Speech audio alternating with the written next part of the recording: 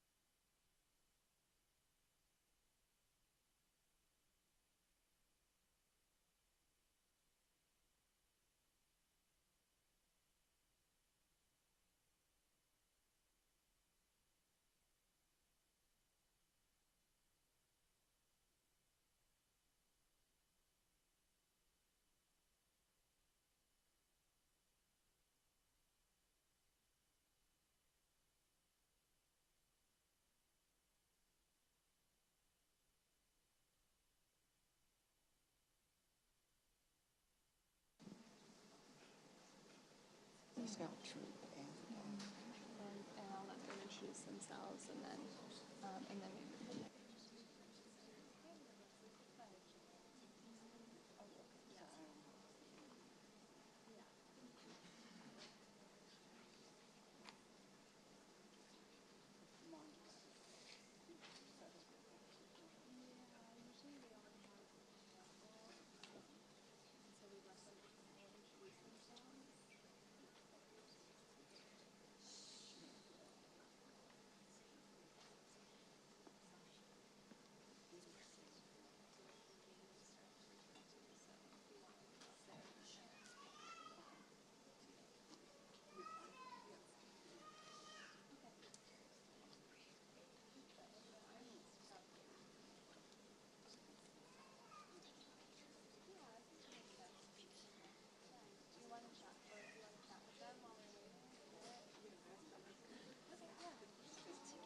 Hey everyone, this is the Vice Mayor of Gilbert, Bobby Buckley.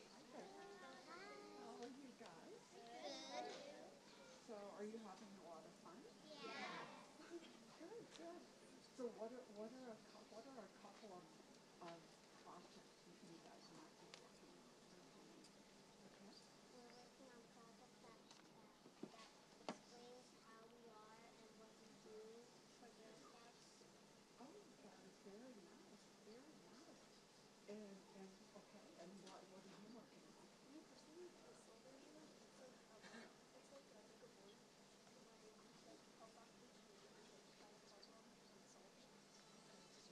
Where did Dusty go?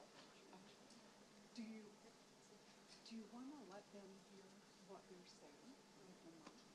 Or do you want to wait? Because I think that's great. She's working on a big project. Sure, yeah, or even she could share that right before, once the meeting starts. I'm working on a dog tour. It's kind of the same thing. It's like you find a dog in somewhere in your community area, and you work and you try to make it like a long-lasting benefit. So what me and some of the other girls are doing, we're donating like a animal starter kit to an animal shelter.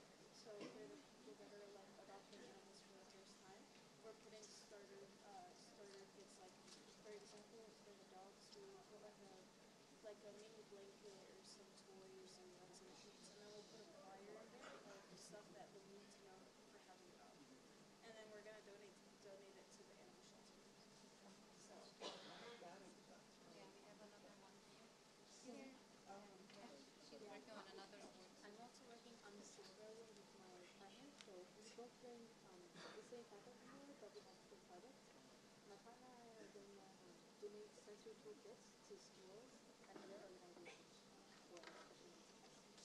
That's wonderful. So you guys are all doing some really, really great things for a lot of great people. Now who's going to be speaking? I will. Okay, okay. So this is Valerie, and so she's going to be speaking. Perfect. Is there something in particular you want to talk about? If you can just say what your troop number is, and maybe a little bit about, your group, or, the different ages or levels, like, 2 minutes or something like that would be great.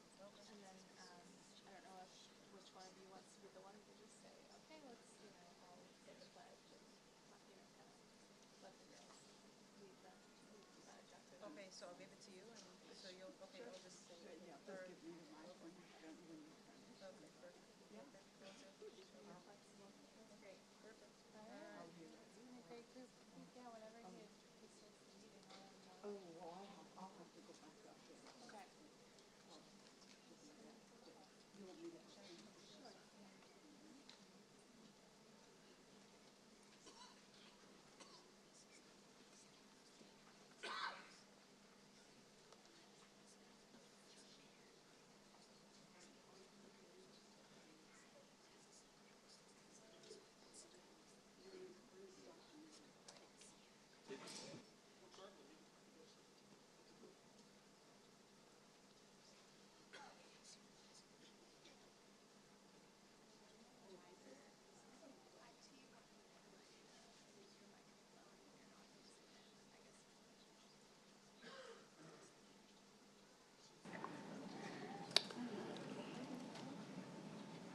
Let's go ahead and get started.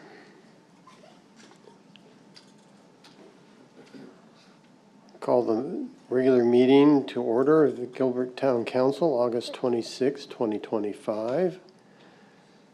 We'll start with an invocation by Pastor Mike Henry of Royal View Baptist Church. Pastor Mike.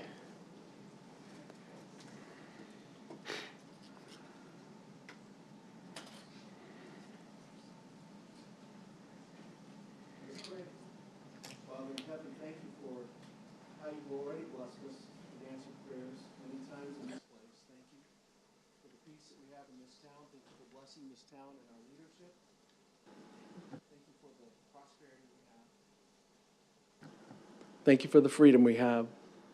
Thank you for the recognitions here today and the young people that are before us, and bless them. I pray that you would guide the council and the mayor as they consider propositions and contracts and recognitions and acquisitions and the calendar, and to consider feedback from the public.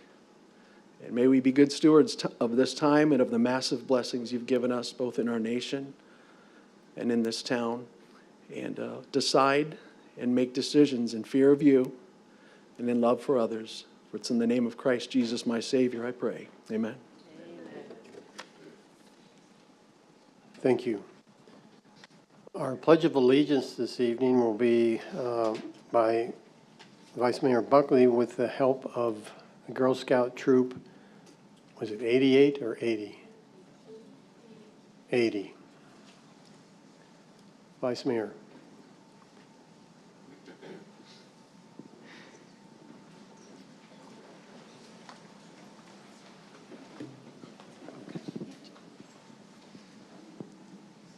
All right, I'd like to turn this over to Aya, and she is in charge of the group and the trooping. Okay, all right. She's before we do the pledge, they're gonna talk just for a moment, and so. All right. Thank you. Thank you very much. Thank you for having us. We are Girl Scouts Troop 80. We've been a troop for, I think, over 10 years. We have a multi-level troop from daisies all the way to ambassadors, and it's been a turning point in my life and in lots of their lives too.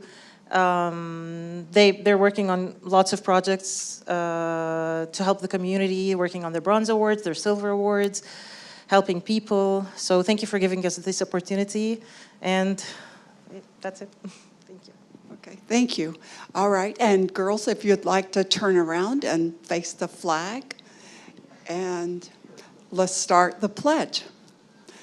I pledge allegiance to the flag of the United States of America and to the republic for which it stands, one nation, under God, indivisible, with liberty and justice for all.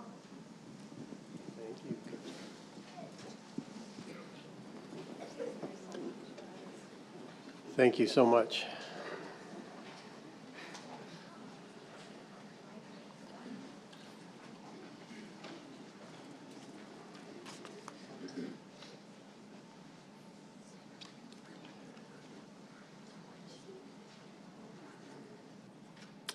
We'll continue with the roll call. Mayor Scott Anderson, Here. Vice Mayor Bobby Buckley, Councilmember Chuck Bongiovanni, I'm here. Councilmember Kenny Buckland, Here. Councilmember Jan Kaprowski, here, Councilmember Monty Lyons, I'm here. and Councilmember Jim Torgerson. Here. Quorum is present. Thank you. We have several proclamations and presentations tonight. I'm going to change the order a little bit. I'd like to start with number 5, a recognition, and I'll ask if Representative Warren Hendricks could join me down by the podium.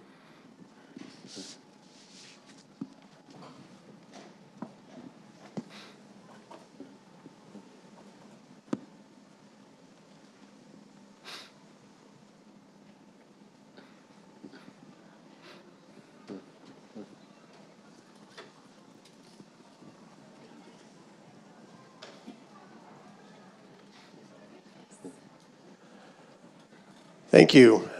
For those of you that don't know this fine young man here next to me, this is Representative Lauren Hendricks, who is one of our representatives to the state legislature here in Gilbert.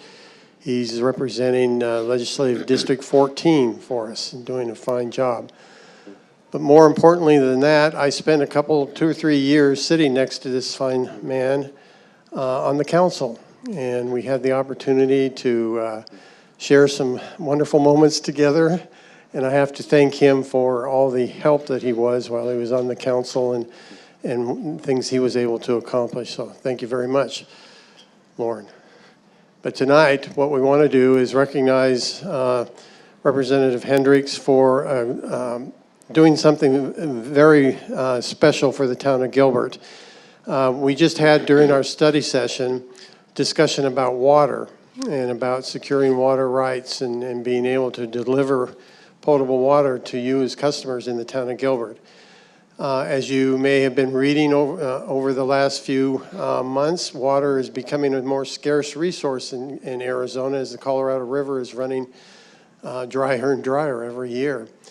And so in order to have a resilient water portfolio where we can have sufficient water to serve our residents, we have to look for other sources.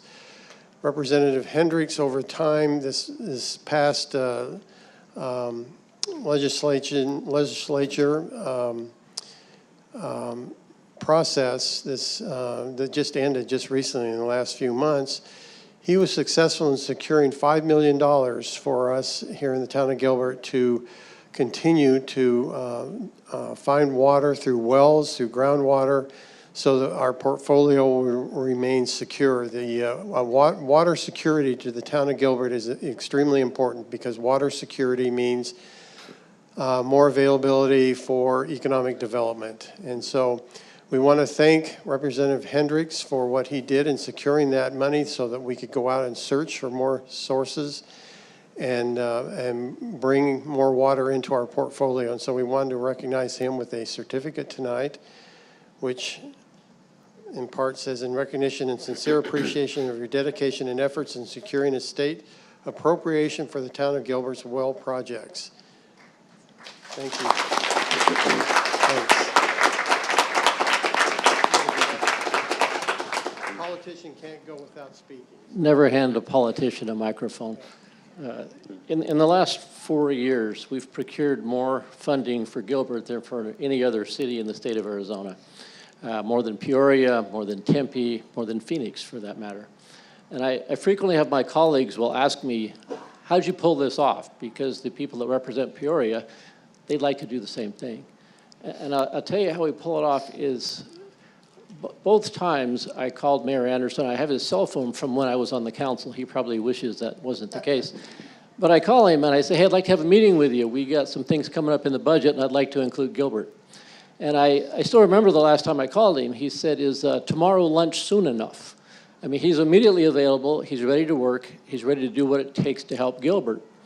As we were going through the process, there were times I needed information about the water requirements. So I would call Rob Bohr, the liaison, and Rob's like the guy that keeps the trains running. I mean, if I called him, he would immediately interface with whoever we needed to. And one time I get a call from the town manager, Patrick Banger. He's in an airport. It might have been Chicago. I forgot where he was, but it wasn't Phoenix. And he says, hey, Lauren, I just got a message that you need some answers to some questions. Do you need it right now, or can I wait till I get home? And when I share these stories, I don't know how many people in Gilbert realize how fortunate we are to have Mayor Anderson or town manager Patrick Banger or Bob Bohr. These people are on it all the time. Nobody sees them, nobody knows, but they're on it all the time. Mostly you hear the criticism. We don't hear the work they do behind the scenes and what makes it happen, but they're doing a great job. Thank you, Mayor. Thank you.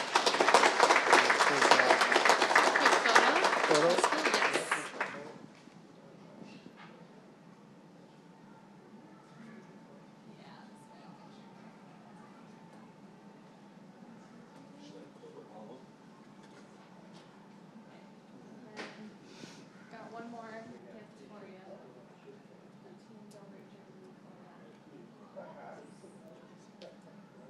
You wanna pull that one up too?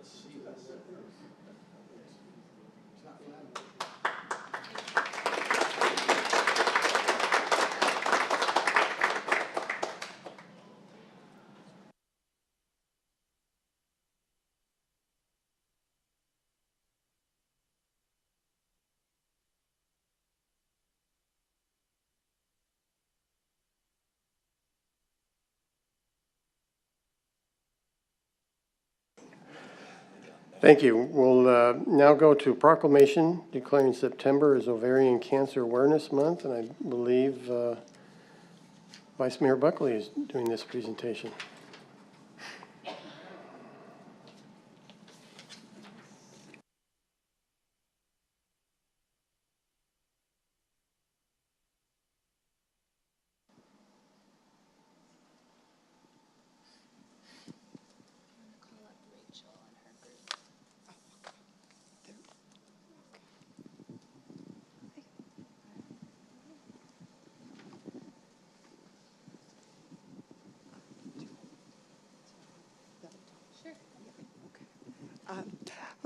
Would you like to introduce yourself? Sure. And talk a little bit? Sure. So I just wanted to thank the City of Gilbert for granting this proclamation. Again, this is the third year in a row, so really appreciate that. This year I came prepared with a few words, so I don't stutter upon them. So, ovarian cancer is one of the deadliest cancers impacting women, yet it remains one of the most underfunded and least understood. Each year in the United States, nearly 20,000 women are diagnosed, and over 12,700 will lose their lives to this disease, a staggering 64% mortality rate. Here in Arizona, hundreds of women face this devastating diagnosis each year. Sadly, more than 75% are diagnosed at advanced stages due to vague symptoms and lack of a reliable early detection test. The 5-year survival rate remains below 50%, and shockingly, that number has not improved in decades. At age 38, I was diagnosed with stage 3A low-grade serous ovarian cancer, or LGSOC, a rare form of ovarian cancer that disproportionately impacts young premenopausal women. This insidious disease has no standard of care, is chronic, and experiences an 85% recurrence rate. The impact on my life and my family as a result has been profound. Like many women that face LGSOC, I lost my ability to have biological children with no time or guidance to preserve fertility. Cancer robbed my husband and I of the dreams we had not yet fulfilled, and these losses still echo through every year of survivorship. As a 5-year survivor, it's heart-wrenching to think that I've beaten the odds. But even worse, there are the devastating stories of those who did not. One of them is my dear friend and first mentee, Jordan, who died last September during Ovarian Cancer Awareness Month, just one day after her 33rd birthday. Jordan was vibrant, brilliant, and full of hope. I had the privilege of running the Disney Princess 10K with her last February, 7 short months prior to her passing. Jordan's last words to me were, "I'm glad you're fighting for awareness of this disease. I just don't have it in me right now. Thank you, and I love you." Jordan's death crushed me, but I made her a promise to continue fighting for her and every woman still waiting for early detection, better treatment, and a real chance at survival. Women like Jordan deserve more. They deserve better. They deserve a future. That begins with awareness, which leads to earlier diagnoses, research, resources, and ultimately survival. And that's why this September, it's critical to bring awareness to this devastating disease. Thank you for standing with survivors, honoring those we have lost, and helping to protect women across Gilbert, Arizona. Together, we can shine a light on this gravely overlooked disease and give hope to the women and families in our community who need it the most.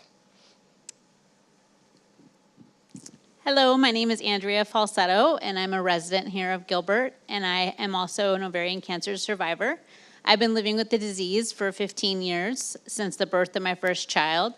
I, alongside Rachel, also have an extremely rare diagnosis that only affects 0.05% of women that are diagnosed with it. I've had 4 recurrences and 6 surgeries, and last year I completed 18 rounds of chemotherapy. I'm extremely fortunate to be here today, and I hope to keep fighting alongside my friend Rachel for all the women who will unfortunately hear the words, "You have ovarian cancer." Thank you very much, both of you. So I'll read the proclamation now, and this is Ovarian Cancer Awareness Month. Whereas ovarian cancer is the 5th leading cause of cancer-related death among women in the United States. And the American Cancer Society estimates that in 2025, approximately 20,890 women will be diagnosed with ovarian cancer, and 12,730 will die from this disease nationwide, including an estimated 470 new cases and 330 deaths in Arizona. And whereas a woman's lifetime risk of being diagnosed with ovarian cancer is approximately 1 in 91. Wow, that's a small number. And her lifetime risk of dying from the disease is approximately 1 in 143. And whereas due to vague, nonspecific symptoms and the absence of a reliable early detection test, the majority of women are diagnosed at stage 3 or later when the cancer has already spread beyond the ovaries. And whereas, although the 5-year survival rate for stage 1 ovarian cancer exceeds 90%, only 15% of cases are diagnosed at this early stage. For those diagnosed in later stages, the 5-year survival rate drops below 30%. And whereas, while screening tools such as mammograms and Pap tests exists for breast and cervical cancer, no equivalent screening test exists for ovarian cancer, making awareness of symptoms and risk factors essentially for early intervention. And whereas increased public education about ovarian cancer can help save lives by promoting earlier diagnosis, supporting access to gynecological oncology care, and encouraging research funding for better detection and treatment options. And thank you. Whereas this month, the town of Gilbert joins all those affected by ovarian cancer, those currently battling, those who have lost their lives, their families, and caregivers, and dedicated healthcare professionals and raising awareness, prompting education, and fostering hope for earlier diagnosis, improved treatments, and ultimately a cure. Now, therefore, I, Bobby Buckley, Vice Mayor of the town of Gilbert, on behalf of Scott Anderson, Mayor of the town of Gilbert, Arizona, do hereby proclaim September 25th as Ovarian Cancer Awareness Month in the town of Gilbert, Arizona, and encourage all residents to participate in awareness activities, wear teal in color, and engage in conversations that help save lives and support the thousands of families affected by this devastating disease. Okay, and yeah, and here you go. All right, and thank you so much. And, you know, our thoughts and prayers are with all of those. Can I just make a quick plug? We have the Ovarian Cancer Awareness Month is going to be at Gilbert Regional Park, November 15th. Oh, great. Okay. Well, so remember that, November 15th. All right. Thank you.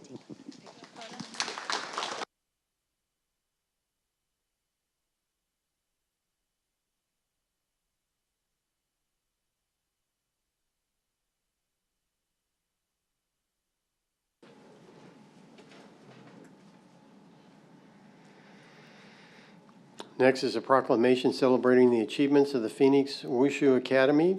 Councilmember Kaprowski.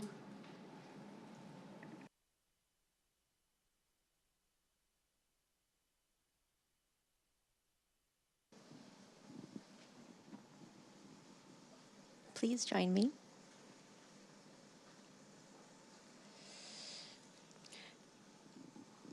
Could you give a little introduction to the Academy and your connection with the town of Gilbert? Absolutely.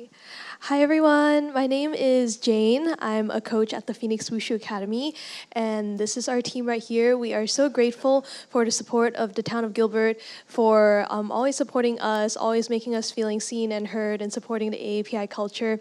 Our team right here is going to be representing Team USA to 10th World Wushu Kung Fu Championships so it's the largest martial arts championships in the world. Over 3,000 competitors, over 10,000 people there. They're gonna fly all the way to Leshan, China to do this tournament, and they've trained really, really hard, and we are so grateful that we have the support of the town of Gilbert and Mayor Anderson for issuing this proclamation to us. We are always grateful. We hope to make Team USA proud, make the town of Gilbert proud, bring glory to God through this trip and to the United States. So thank you so much. Thank you so much for being here, and thank you for representing Team USA. Best wishes on your competition. I'm going to read this proclamation where today we are celebrating the achievements of the Phoenix Wushu Academy. The Phoenix Wushu Academy is a Chinese martial arts school located in Gilbert with a mission to promote Chinese and Asian culture.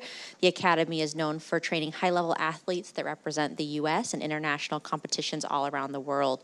This fall, from October 14th to 21st, 2025, these 5 elite students of the Phoenix Wushu Academy will be traveling to Leshan, China to compete in the 10th World Kung Fu Championships, the largest Chinese martial arts tournament in the world, held every 2 years.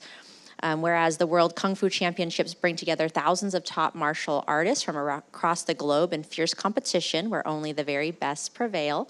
The Phoenix Wushu Academy has a proud tradition of competing on this international stage and representing our community with excellence.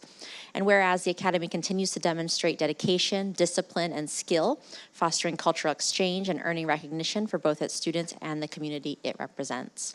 And whereas the Phoenix Wushu Academy students have put in countless hours of hard work in their sport and through their strength, diligence, and perseverance, they have brought pride and honor to the great town of Gilbert with their achievements throughout the years.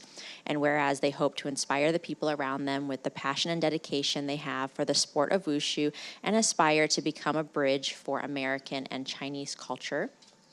And now I, Young Kaprowski, on behalf of Mayor Scott Anderson, the Mayor of Town of Gilbert, do here recognize today on August 26, 2025, the Phoenix Wushu Academy as ambassadors of Gilbert to Emishan.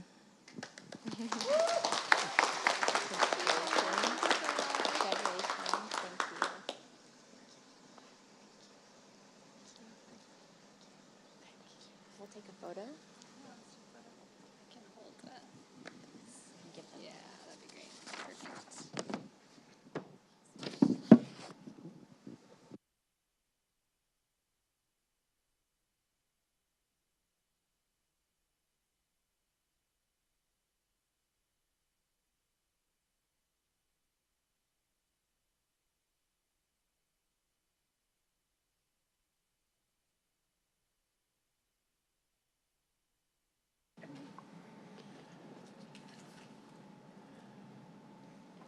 We'll now have a presentation on the Gilbert Sister Cities Youth Ambassadors by Councilmember Kaprowski.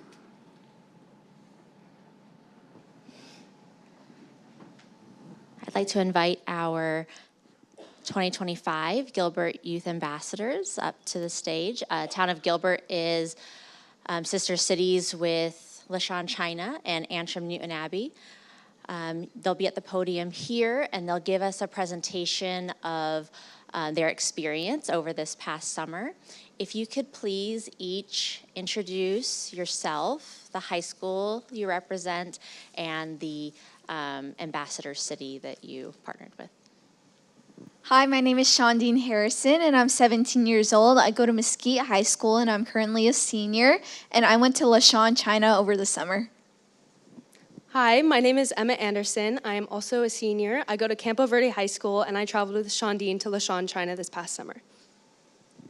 Hi, I'm Elise Miner. I'm also a senior. I go to Hickley High School, and this summer I traveled to Antrim, Newton Abbey, Northern Ireland.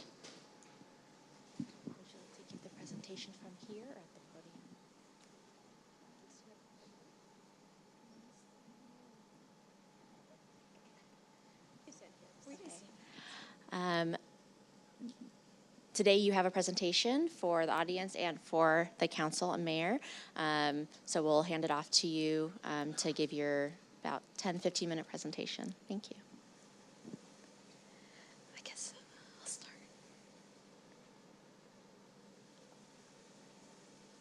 So this is all of us. We're the 2025 Gilbert Youth Ambassadors. And where did I point it? Oh, okay. There we go. So Gilbert Sister Cities is a nonprofit organization that promotes cultural understanding and friendship between LaShawn, China and Antrim, Newtown Abbey, Northern Ireland. And we're missing one ambassador. Her name is Emma Ferrer, and she went to Northern Ireland. So our application process took place over 7 months. So it's a long process. Throughout it, we did all sorts of different things. We did interviews, we did essays, we did clinics. We participated in the Gilbert Town Parade, which was super cool. And we also we had an East to West Fest that was celebrating LaShawn, China. And then we also did an Irish feast. And it was definitely like a lot of work, but it was totally worth it for all the memories.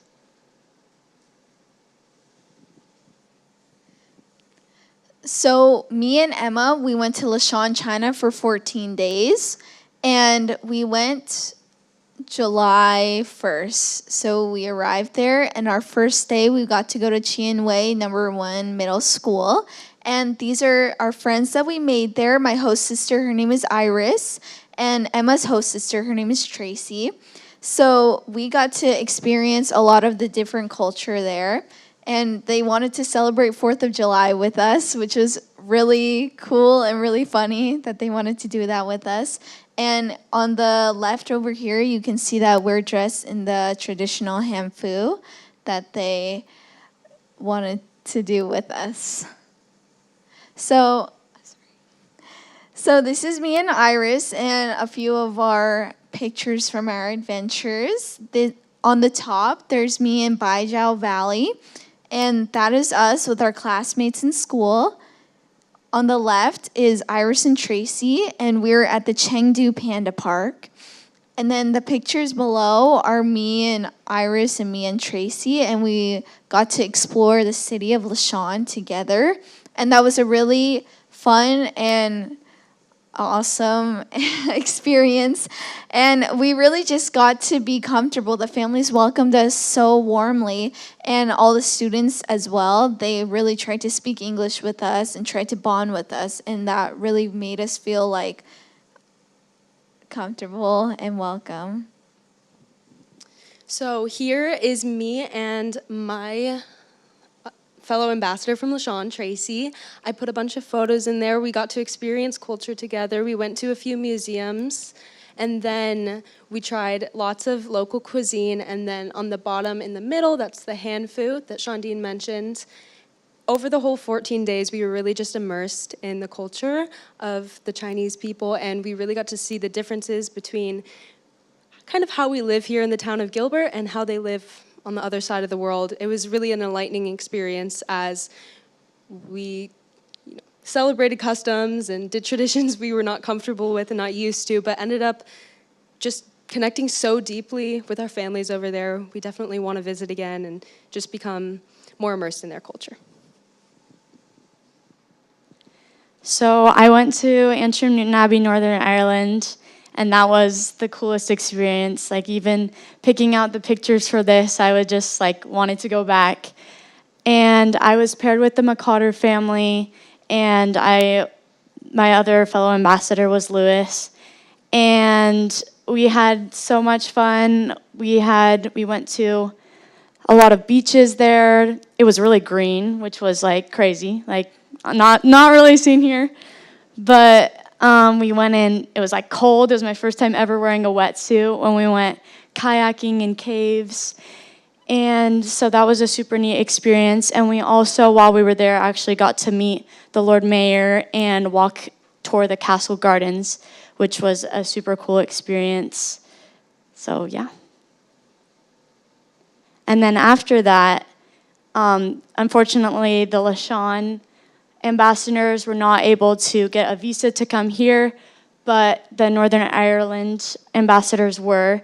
So we got to share Gilbert with the ambassadors from Northern Ireland. So we took them a lot of water activities because it's really hot here, but we got to take them also to like downtown Gilbert and Diamondbacks game. And another really cool thing was we actually got to meet with Mayor Scott Anderson at the Gilbert Public Training Facility, which was super cool. And we also got to show them, we toured Campo Verde High School, so we got to show them kind of what our schools look like versus theirs. And something that was interesting to me was just how much we have in common with each other. There's definitely different things about our cultures, but we also have so much in common.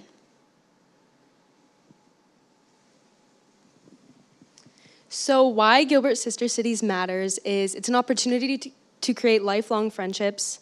We get to find connections and similarities, like Elise had mentioned, across cultures, realizing just how similar we are, no matter where you live. It also provides an amazing opportunity to immerse yourself in a foreign culture, and we learned lots of new life skills through the application process. I think for most of us, even getting up here today would have been kind of insurmountable 8 months ago, but through this process, we've learned lots of life skills. Thank you guys, and thank you to Gilbert Sister Cities for providing this trip, and thank you for the town of Gilbert for being our support.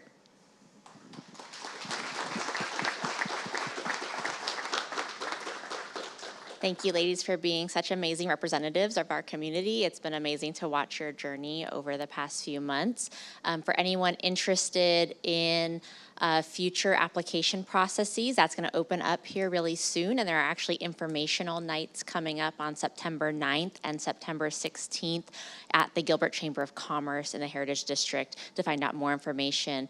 And I do believe that it's for high school juniors for that program, and I'd like to take a photo with you all. Thank you.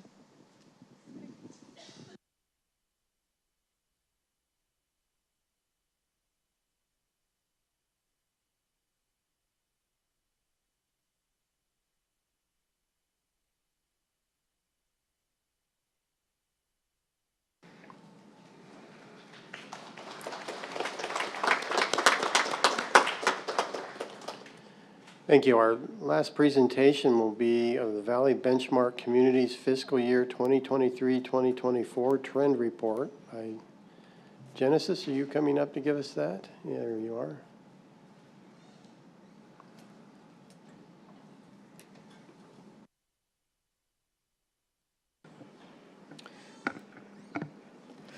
Thank you. Good evening, Mayor. Good evening, Council. My name is Janice Hart. This is going to be the Valley Benchmarks Communities Trend Report for fiscal 23-24. And so just a little introductory information here. For those of you not aware, the Valley Benchmark Communities is a collective of currently 12 of the largest cities within the Valley. And the purpose of the community initiative is that we work together to improve local government performance by benchmarking our information and data and in collaboration with working with our partners at ASU and the Urban Innovation Center there. And so as we move through the report, you'll see here that we do represent some information by population. And so for the population source, we utilize MAG data for that. And then as we move through the graphs, you'll see that we'll represent our maximum in blue, our minimum will be yellow, our median will be represented in green, and then Gilbert's information will be the orange. So starting out, we'll go ahead and look at our demographics information for population percentage change. As you can see here, comparatively, we still remain very steady with our population growth, just right around 1% year over year in the population growth, which again is represented in that orange. Kind of hard to see in the graph.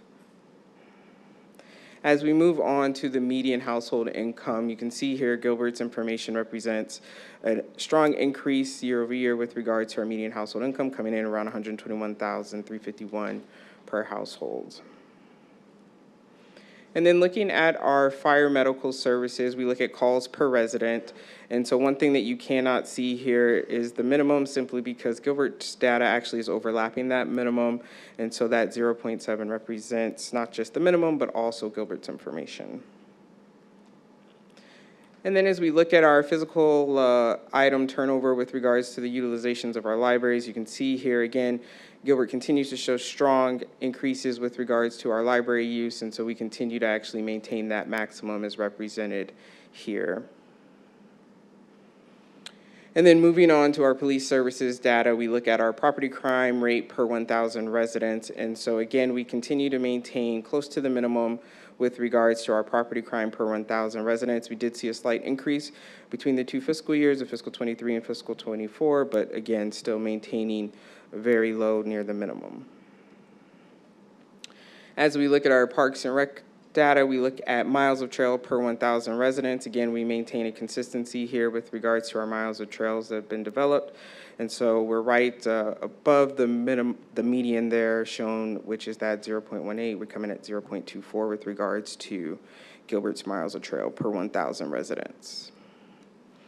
And then as we look at our water, sewer, and trash, we look at standardized bills combined on the lower use side. And so you do see an increase with regards to our overall total there between the fiscal years. However, we are still right around the median, which is that 80.55. Gilbert's coming in right around $82.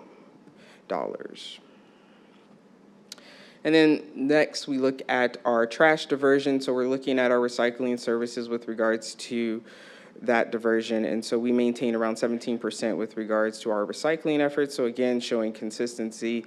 One thing we have noticed as a VBC is now we have shown increases in our minimum simply because other cities are working to increase their overall recycling efforts. And then the last thing that we measure here is with regards to the development services metric. And so we're looking at the average turnaround time for single family permits and business days. And so again, Gilbert is below the median of that 8 there, and you can see we come in right around about 3 business days for those permit turnaround times. And then a copy of this report is available on the Town of Gilbert website under the Management and Budget section under benchmarks. If you're looking for that, any questions?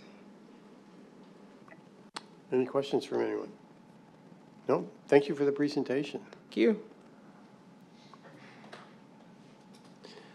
We'll move to public hearings, and we've got 3 items in the public hearings. I know that item 6 is one to be heard separately, but I'll entertain a motion if no one has any objections to items 7 and 8. I'll open the public hearing on those 2 and close the public hearing. Entertain a motion. I move to accept items 7 and 8 as written. I'll second that. It's been moved by Councilmember Torgerson, seconded by Councilmember Bongiovanni. Please vote.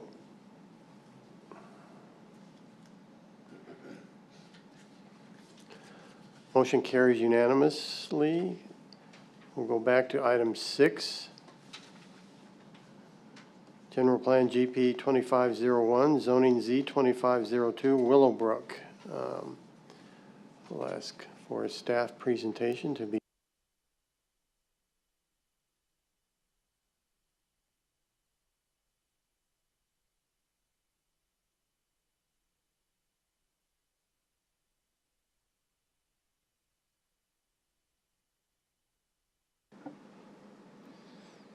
All right, good evening, Mayor and Council. Kristen Devine, Senior Planner with the town.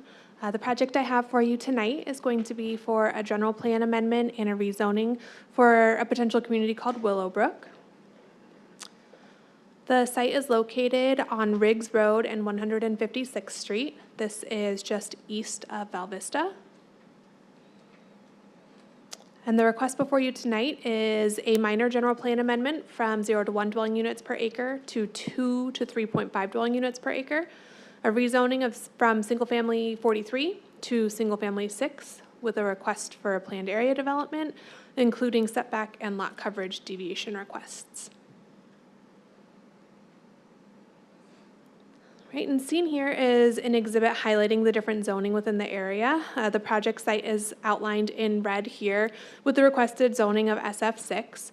You can see that there are surrounding zonings of SF43, which is going to be retained by RWCD, and then SF10 to the south for the Marathon Ranch community. You have SF35 across Riggs Road, which is vacant land as well. And then you have Adora Trails to the east on the other side of the canal, which is kind of a hodgepodge of different zoning districts, SF6, SF7, SF8, a bit of a mix of everything.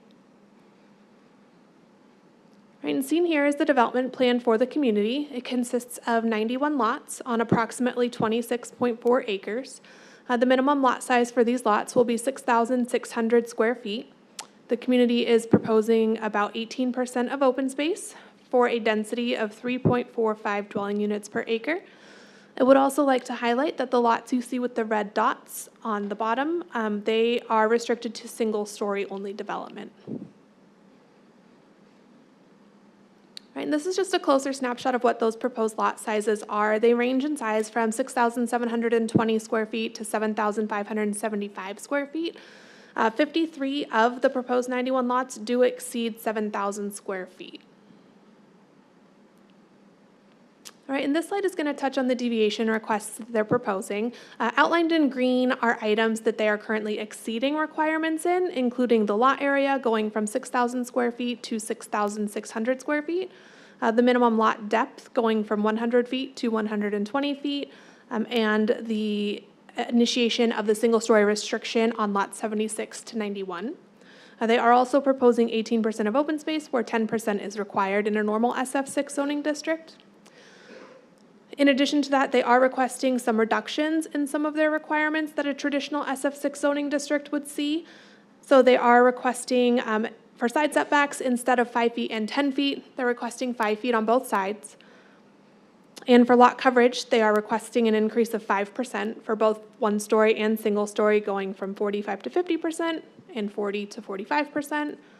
And they are requesting the elimination of the staggering requirement for front setbacks. We typically require a 3-foot stagger for developments, for homes side by side, and they're just requesting the elimination of that, as well as the elimination of an additional rear setback for side and rear setback requirements when those properties are adjacent to arterials, collectors, and other zoning districts. So then just to highlight on that last one, they will still meet their required rear setback. It's just not going to be in excess when adjacent to those properties. Okay, so this this project did have 2 neighborhood meetings. The first held on September 17th, 2024. I apologize for the typo there. Approximately 62 attendees were there. Concerns voiced at the time included traffic, density, landscaping at the southern boundary adjacent to the existing Marathon Ranch community, the desire for single-story only homes. The second neighborhood meeting was held in March, where approximately 49 attendees were there. Concerns at that time still consisted of traffic, specifically the request for a signal at 156th Street, density still, and the request for single-story at a minimum on the southern boundary. When we took this to study session with Planning Commission in April, feedback that we received from them included concern with the number of deviations, lot coverage deviation, front and side setback deviation, and density. Some changes that were made to the project due to those concerns from the neighborhood meetings and the Planning Commission study session included a reduced number of deviations. The lot coverage deviation was reduced to only 5%, where it was 10 to 15%. The front setback deviation was no longer being requested except for the staggering elimination, and they did place single-story restriction on those southern lots, as well as a handful along 156th Street as well on the southwestern corner. So this did go to Planning Commission for public hearing on August 6th. At that time, 16 comment cards were received, and there were speakers. I believe 9 of those 16 members did speak. All 16 were in opposition to the project.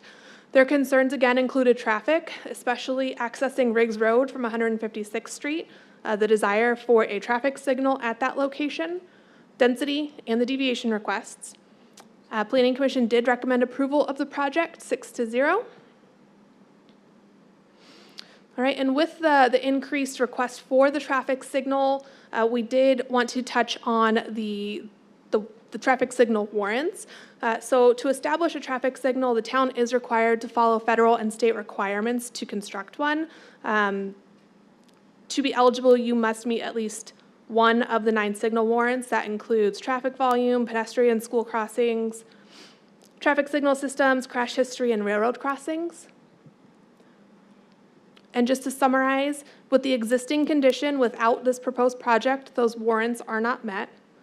Taking into consideration the proposed development, those warrants are still not met, which is why we are not moving to install the traffic signal. And with that, we do recommend approval of GP 2501 and Z 2502, but I am available for any questions that you have. Thank you. Questions? Councilmember Bongiovanni. Thank you, Mayor. So go back 2 slides to the warrants. One more, sorry. Okay, so this is basically saying that the town is not required to put a signal there. Does that take away the ability or the volunteerness, shall we say, of the developer putting a traffic signal there? So Councilmember Bongiovanni, I'm going to let Aaron answer that question for us. Okay. Mayor Anderson, Councilmember Bongiovanni. Excuse me. It does. To install a signal, safety is our #1 concern. And to install a signal where it's not warranted actually increases the safety. It decreases safety, increases the opportunity for crashes and severity of crashes. Okay, one more time. Sorry. To install a signal where it is not warranted, it has been proven in federal guidelines that it actually increases the likelihood of crashes if you install a signal where it's not warranted. But they're smart people. Can't we figure out the math?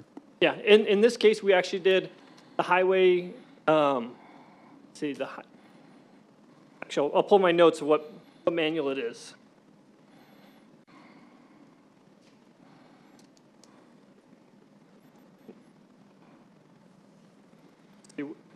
So we went ahead and did the calculation for this one specifically.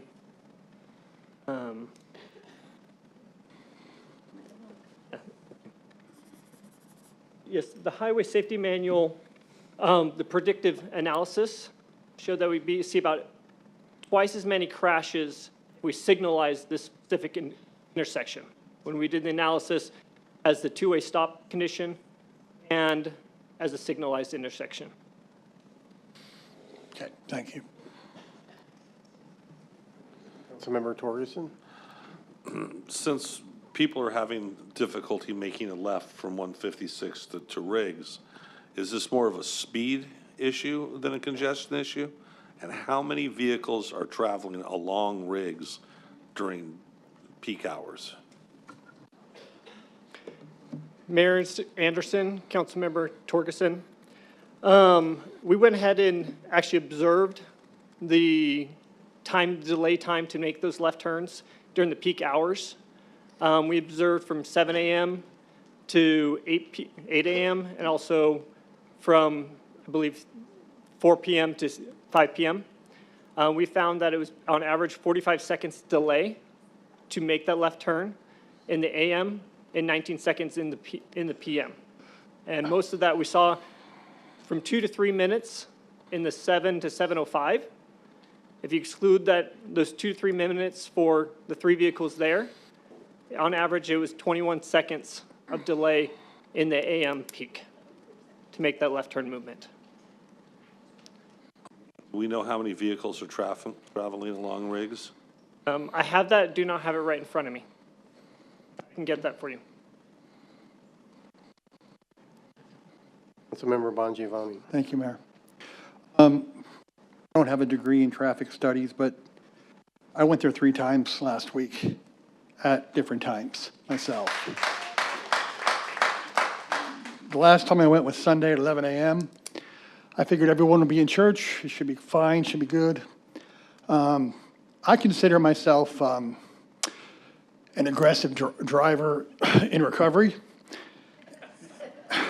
And I'm telling you, making a left-hand turn on that street was taking my life in my hands, all 3 times. And I can't imagine how a line of people, even 2 or 3 cars, trying to make a left on that, the second car, the third car, would be very human behavior, be impatient, and make the, attempt to make the turn when it's unsafe. Again, I don't hold a traffic degree, I just hold a degree in common sense.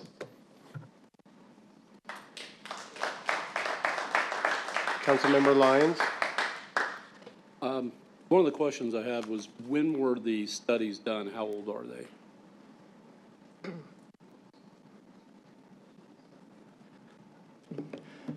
Mayor Anderson, Councilmember Torgerson, and Lyons, to answer a previous question, I don't have the total volumes, but the peak hour volumes are about in the 2,200 vehicles in one direction. So a total of,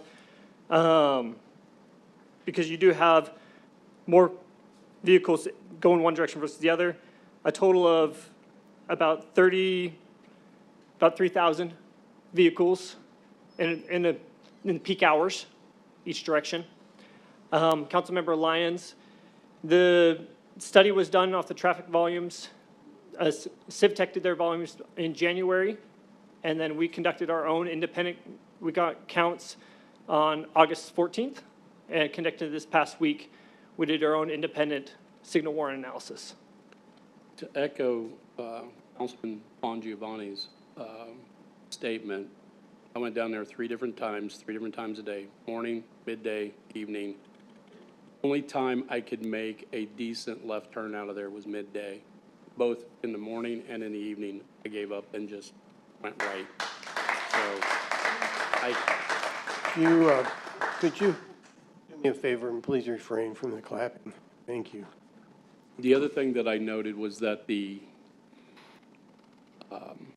timing between the signals did not allow for a turn. There was not a good gap in traffic. That's what was facilitating the problem. So I'm just struggling with the warrant analysis. I know I did see the crash history. That wasn't anything significant, but the volume of traffic on the road and the lack of adequate spacing to make a left turn out of there was a concern. So thank you. Councilmember Torgerson?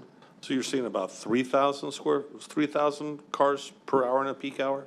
Correct. So that would work out to 50 cars, was it 50 cars a minute? Correct. Oh, Is that, no, 500. 3,000 divided by 60 is 50, right? So 50 a minute? Correct. Both directions. 50 a minute. But They're trying to make, total. they're trying to make a left-hand turn, 50 cars a minute. My math must be off.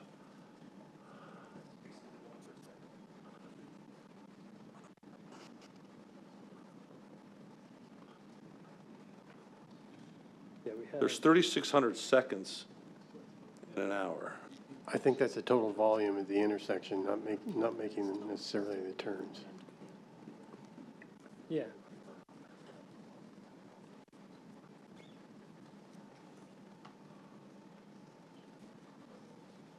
A little more than that. Yeah, if you have, since you have 3,000 vehicles crossing that total hour.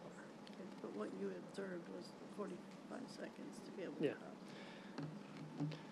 Mayor Anderson, Councilmember Torgerson, that is correct, but what we observed in watching it was the delay is what we observed, and it matched the modeling that CivTech.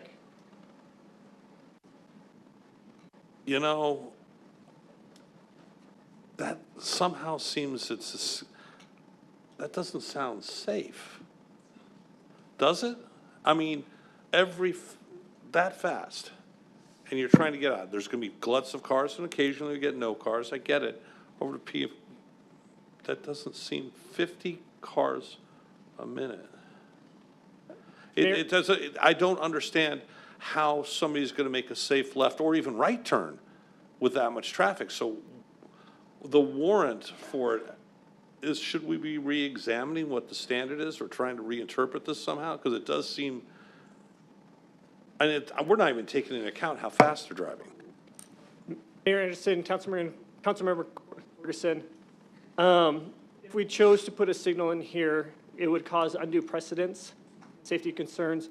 This intersection is very similar to many intersections we have throughout the town that have similar volumes on the major arterial, and unfortunately, there's just not the volumes on this side street are such that it does not trigger any of the warrants.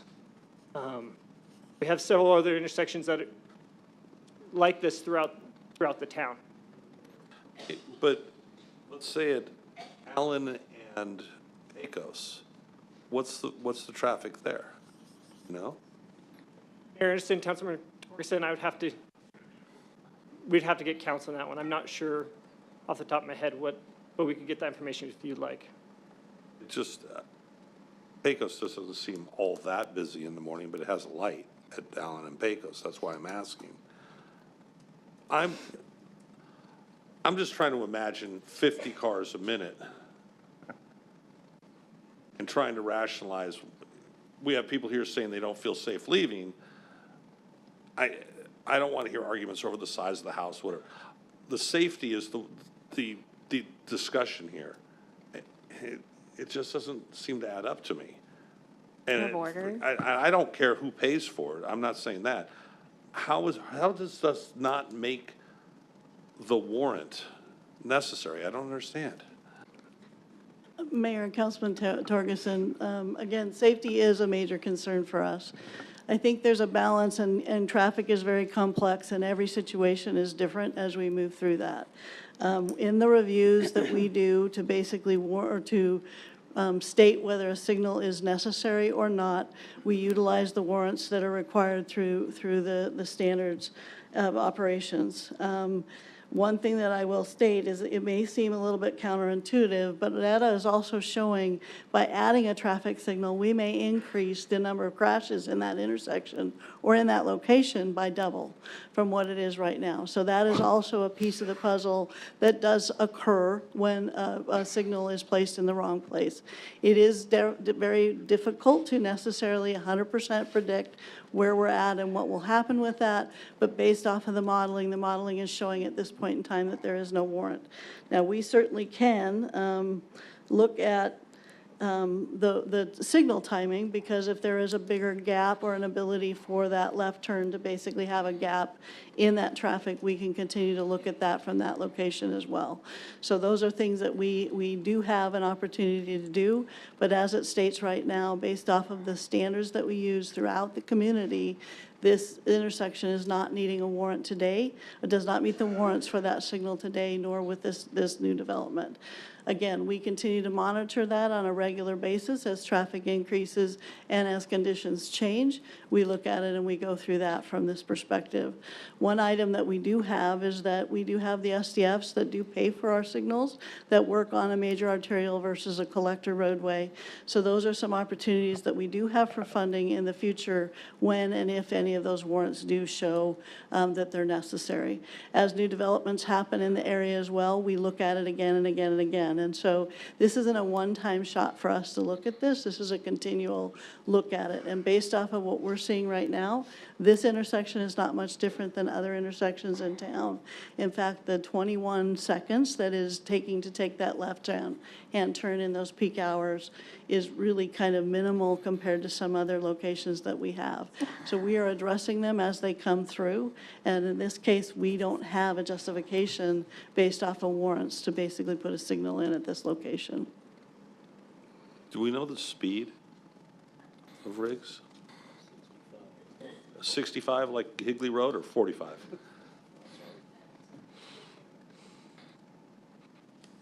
Do we know the speed? Hop on. What was the question? Do we know the speed limit on Biggs Road? Mayor Anderson, Councilmember Torgerson, it's posted 45 miles per hour. What are people actually driving? I have to look at that. Got a recent data report. I'd have to look at that up. Is it safe to say that they're exceeding that? Is it safe to say that we could do better on trying to control that? Mayor Anderson, Councilmember Torgerson, I did meet with our PD. It is an area that they do work, kind of thing. It's a known issue. It's an area they actively work.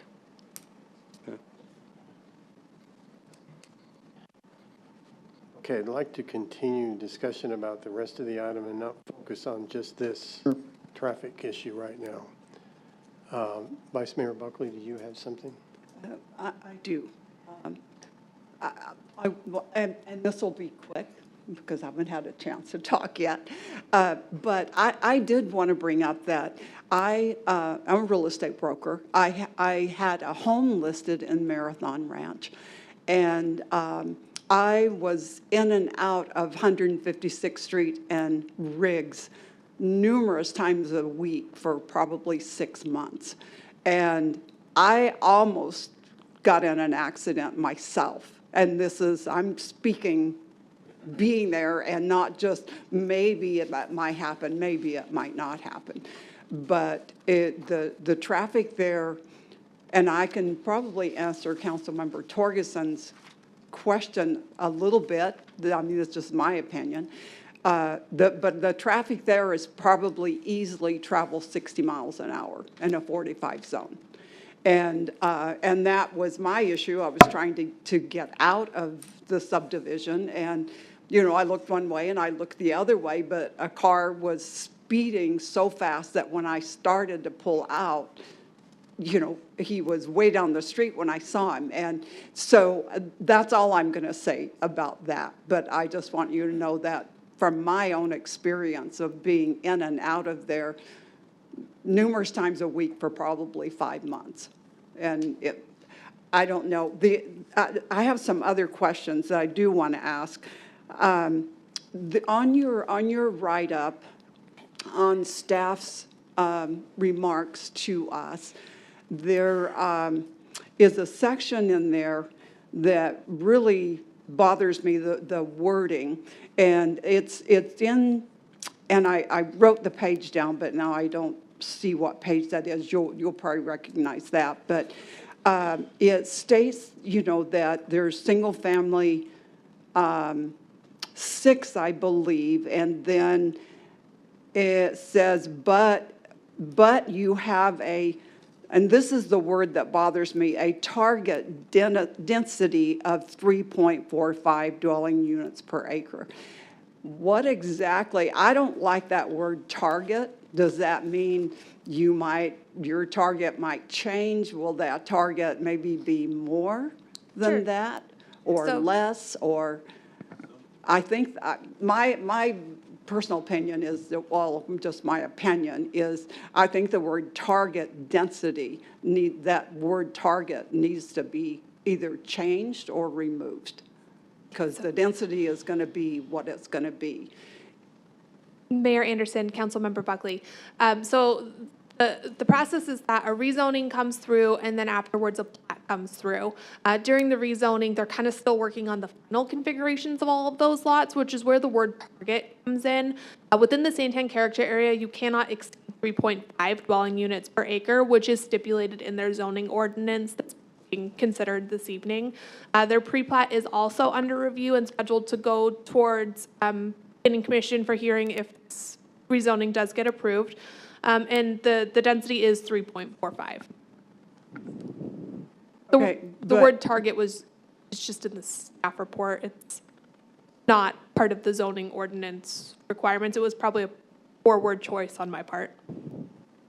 Okay, well, yeah, because that bothers me, and it bothers me a little bit what you just said as well, because it sounds like they aren't positive what that density is going to be. And that's a problem because if you're putting this up here, you know, to us to vote on.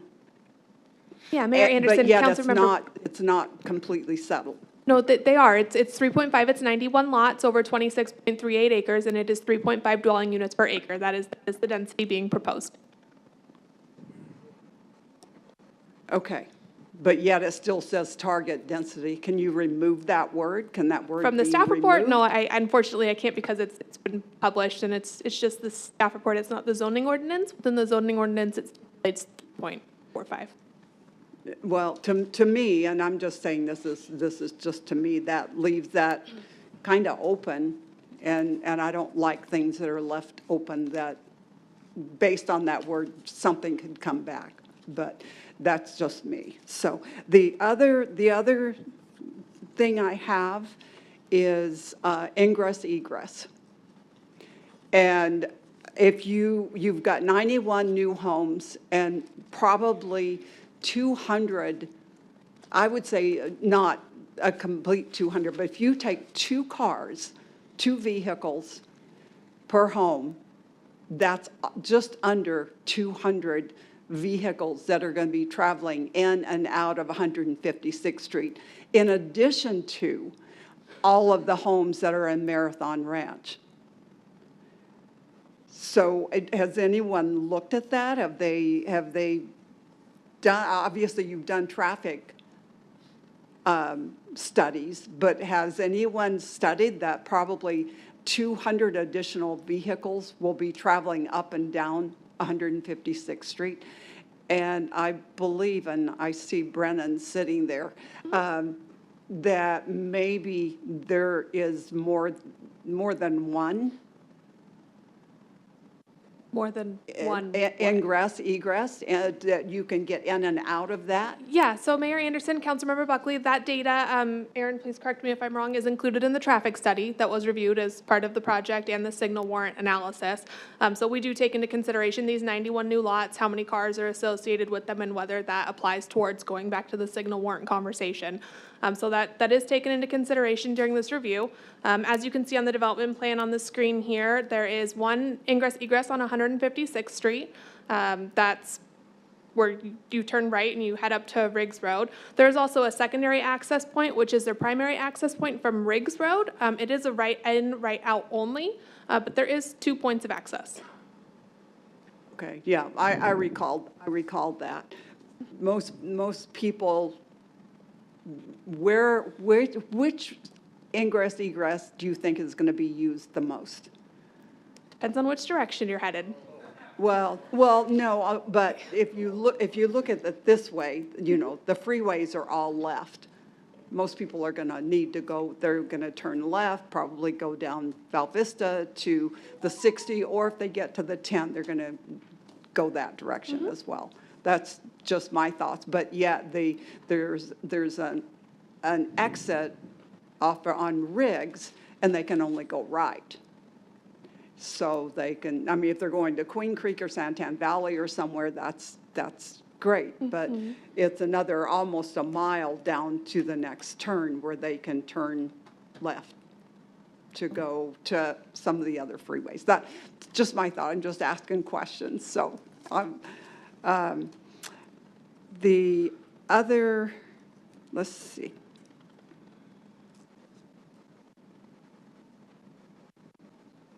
Okay, I think that's about it for me, but I have a big problem with the word target density. It's just it's kind of leading. The requested density is 3.45. Okay, all right, thank you.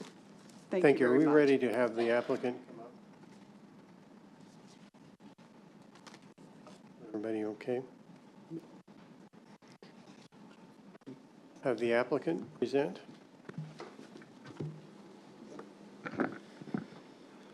Good evening, Mayor, members of the council. Brendan Ray, 2325 East Camelback Road, here on behalf of Lennar Homes. We're certainly excited to be here tonight to talk about a single-family subdivision. Those are something that the opportunities for single-family homes continues to dwindle as the town approaches build-out. And Lennar went out and actively sought an opportunity with RWCD. And we're excited to be able to talk about things tonight. We are grateful for the work that we've put with staff, not only planning staff, but traffic staff as well.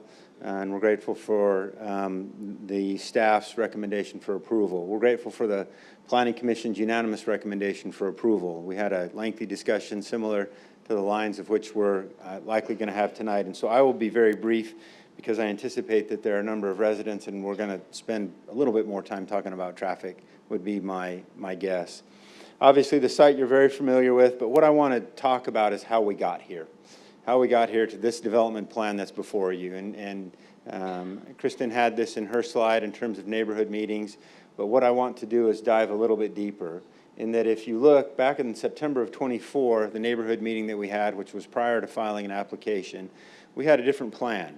At that time, we were proposing 116 lots. The minimum lot size was 45 feet wide. And you can see on this development plan, we did not have access onto Riggs except for 156th Street. As staff indicated, and as I had on the slide before, a lot of discussions on density, a lot of discussions on traffic on 156th, and a number of things. So that was in 24. And then in March of this year, we went and had another neighborhood meeting and made a number of changes. And this is effectively the plan that's before you today. And you can see relative to our access point where we moved it on 156th, because there was a concern from the neighbors that we were going to have traffic stacking up on 156 that would then come into our community, and so we moved that a little further south. We added the additional right-in, right-out onto Riggs Road, and importantly, increased the lots to what is before you today in terms of the 91 lots. And this is the development plan that's before you today. Again, I can go into more detail if you want about it, but we've got the one-story restrictions. We're doing a lot of good things on it. As I look and think of the Gilbert's, organizational culture, and you talk about the 4 key things, the mission, vision, and values of driven, kind, bold, and humble, we think we can, and if I need to go in more detail, I think we're addressing that. Certainly, as you look in the difference between one plan back in 24 to the plan that we've got today, and I can go into more detail on how we think we're meeting the mission, vision, and values of the town. I know housing product's not before you, but I think it's important to understand the quality of this community. Lennar is a very proud national home builder that have done a number of great communities within the town of Gilbert and throughout the southeast and throughout the state as well. We do plan to offer one-story plans. There's going to be 3 one-story plans, and then there's going to be 2 two-story plans. And one of the reasons that we're requesting a deviation from the staggering requirement is because that natural stagger is going to occur through our architecture. You can see here we've got side entry garages that are going to push forward. There will be the natural push and pull that you would expect on the street scene through that in terms of housing product. So here's where we are. Just to give you an idea, I know staff put up kind of our table from the pre-plat in terms of lot sizes, but you can see in there we do have a range of 55s with 130 deeper lots on the south. We've got some 60 wides and some 55-foot wides to give us an average square footage of about 7,100 square feet, far exceeding the minimum SF6 requirement. So I rushed through that really quickly so that we could talk about, so you could understand how it is that we're presenting this plan before you. We're again grateful for staff's recommendation and the Planning Commission's recommendation. Town staff has their traffic engineer. I have my traffic engineer here too, Don Cartier with CivTech, if we need more people to talk about that. But I am happy to go into as much detail as you would like, but we would request your approval tonight of both the general plan and the rezoning. Thank you. Questions for the applicant? Thank you, Mayor. Councilmember Bongiovanni. Thank you, Mayor. Brennan, what's the product going to cost? What's your range? That's a great question. If I was to give every legal disclaimer known to man about what it would be, that this does not constitute an offer to sale or stuff like that, I'm sure the attorneys in the room will appreciate that. We believe that these are probably going to average probably around 600, 700, 800, depending on, options and stuff like that. Okay. And would your client pay for a street sign, a signal light there? Through the mayor, Councilmember Bongiovanni, that's a great question. As we visited with staff and had additional discussions, we certainly came to the same conclusion that they did relative to a traffic signal. And having additional discussions with staff, while we're happy to keep working with them, it could be that once warrants and all the fun technical stuff that you guys were talking about when staff was up here get satisfied, that 156 might not be the correct location for a signal, even if an additional one is warranted along here. That said, we're happy to keep working with staff to understand that if in some point in the future it might be here, happy to work and consider it. I just don't know, again, and I'll defer to staff and probably my traffic engineer, that if one is warranted, that this spot is the correct location for it.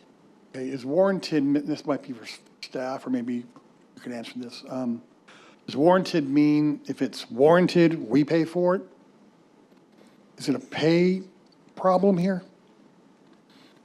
Mayor Anderson, Councilmember Bongiovanni, no. Warranty is just saying, is it? Thank you. Mayor Anderson, Councilmember Bongiovanni, warranted, it just means that from a federal guidelines, it can be considered to put a signal here. Even if a location is warranted for a signal, does not mean that it should always receive a signal. There's other factors to take. Price and who pays for it is not part of the equation for determining whether the signal should go here or not. Okay. Let me ask my question again. I'll ask it differently this time. If we amend a motion to say that we would only approve this if a light was there, would you guys pay for it?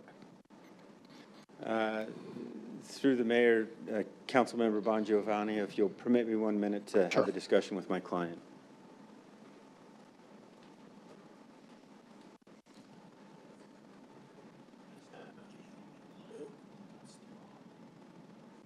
We've got to be careful with this because we're setting precedent that I do not want to see set in the rest of the town if we do something like what you're thinking of. While he's conferring, may I ask Suzanne a question? Sure. The term warranting, what my understanding from earlier in the conversation is that we can't put one in unless it meets one of the 9 criteria. Is that correct? That is the recommendation, and if we do choose to put one in without those warrants in place, you have the potential of increasing crash accidents and decreasing the safety of the overall corridor. So that's also a consideration, as I'm understanding that the homes that we have are struggling at this point in time. But there's also that traveling public that's on Riggs Road too that could be affected with that. Right. So right now we have a very minimal amount of that.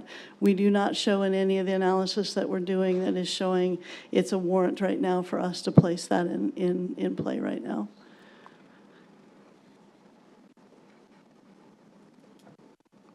Go ahead, Brennan. Okay.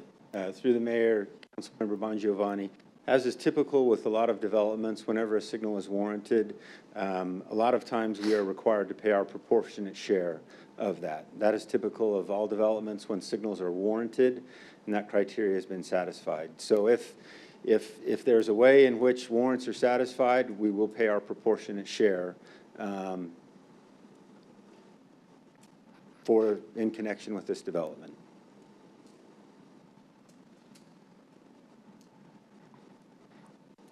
Member Lyons? This is, I got one for each of you. I'll start with you, Susanna. If it is not warranted for a signal and we put one in, and this may come to you, Chris, and something does happen and we have an accident there, does that open us up for liability? If it wasn't warranted to be there, you said one of the things it could do is increase crashes. Somebody has a crash there, could they come after us legally?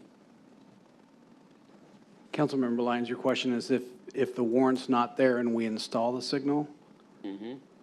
Yes. I mean, there's potential liability. You think of the plaintiff's attorneys, and if the data shows that a traffic signal is not warranted and one gets installed, there's potential there that it would increase liability. It's not certain, but there's potential there. And Susanna, you said that's a federal guideline, right? I'm sorry. That's a federal guideline, right? That is federal guideline. Okay. And we've followed that federal guideline for every signal in town, and most agencies do. All right, so that is a risk to us if we, okay. Mr. Ray, questions for you.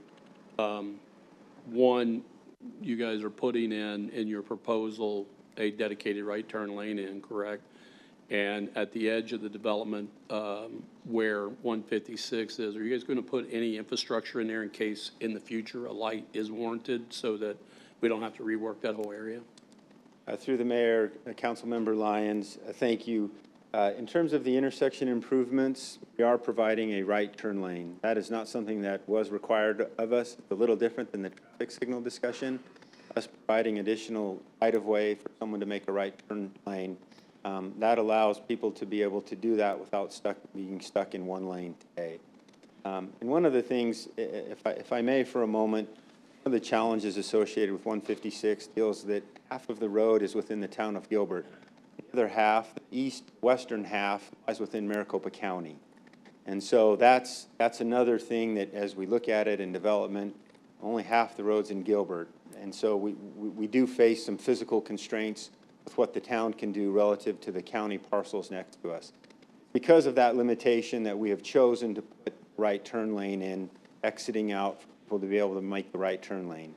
Additionally, you didn't ask this, but I'll answer it. We did put a right turn decel lane into our entrance off of Riggs Road. So that will allow people to get off of Riggs Road without slowing down the flow of that traffic to be able to turn into our site.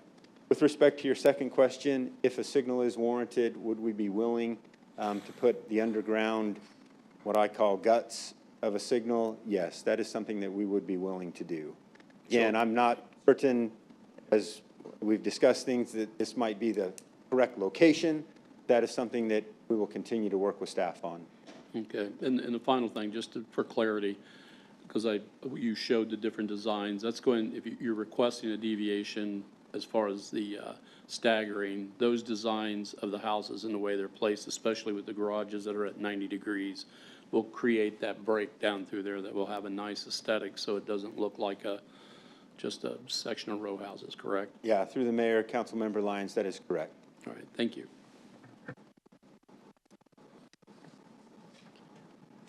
One more question. One more. Councilmember Bongiorno. Thanks, Mayor. Suzanne, if it isn't warranted, what if scenario? If it isn't warranted, a light was put there. Certainly, you guys can figure out the math to make it safe. Or is it just completely unsafe and math can't help us at all here? Councilmember Bongiovanni and Mayor, this is a very difficult thing to do from up here at this moment to look at it. So, so what I will tell you is that where that signal gets placed in the proper place, it will make it safer. At this point in time, because the warrants aren't met, it's hard to determine what's the right thing to do or the wrong thing to do at this point in time. So what I do know is that it doesn't warrant it, and our standards and the way that we have administered our traffic within the town has been to say we need to get those warrants met in order to put those signals in. And so that's the direction that we continue to head. Now, we are open to continue to work with the developer in regards to talking about options for how maybe this traffic situation can be maybe, changed to a certain degree and looking through those options. But I don't believe at this point in time there's anything we can do to guarantee a signal will be located right there at 156th Street. And that 21-second gap, is that mathematical? Is that real life? It's not a 21-second gap. The delay to the people turning left is only 21 seconds. So they're only sitting at that intersection at 21 seconds to go through the gap to make that left turn. Okay, again, is that math or is that real life? It was real life. We basically did the counts and sat out there and confirmed that the counts were happening that way. Okay, so safety-wise, how many cars can get through in that, like, 21 seconds when the first car goes through? We're talking one car? So Councilman Bongiovanni, I'm going to have to bring up Aaron here for a little bit of help on that. I apologize. It's not a 21-second gap. It's the fact that they're sitting there in a delayed time frame at that intersection for 21 seconds before they make the turn. And how much time is turn, shall we say, before? I'm just trying to figure out how many cars can we get through there? Because, you know, when I did it, it was one. So Mayor Anderson, Councilmember Bongiovanni, so what we did on August 14th, we got 24-hour counts, and we required the video footage. And so I had a member in my office sit down and watch the video footage from about 6:30 till 8 and record, okay, stopwatch. As soon as a car approached at that intersection and stopped, the timer started on that person and counted. And on average, we saw in that 7 to 7:05 window, we saw 2 vehicles. The first vehicle stopped and was there for about 2 minutes and 15 seconds. The second vehicle went with that person. And a third vehicle was already in that queue. And so they were up to about a little over 3 minutes.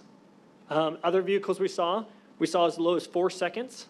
But on average, it was about 45 seconds if you include those first 3 vehicles. Otherwise, it was on average of 21 seconds.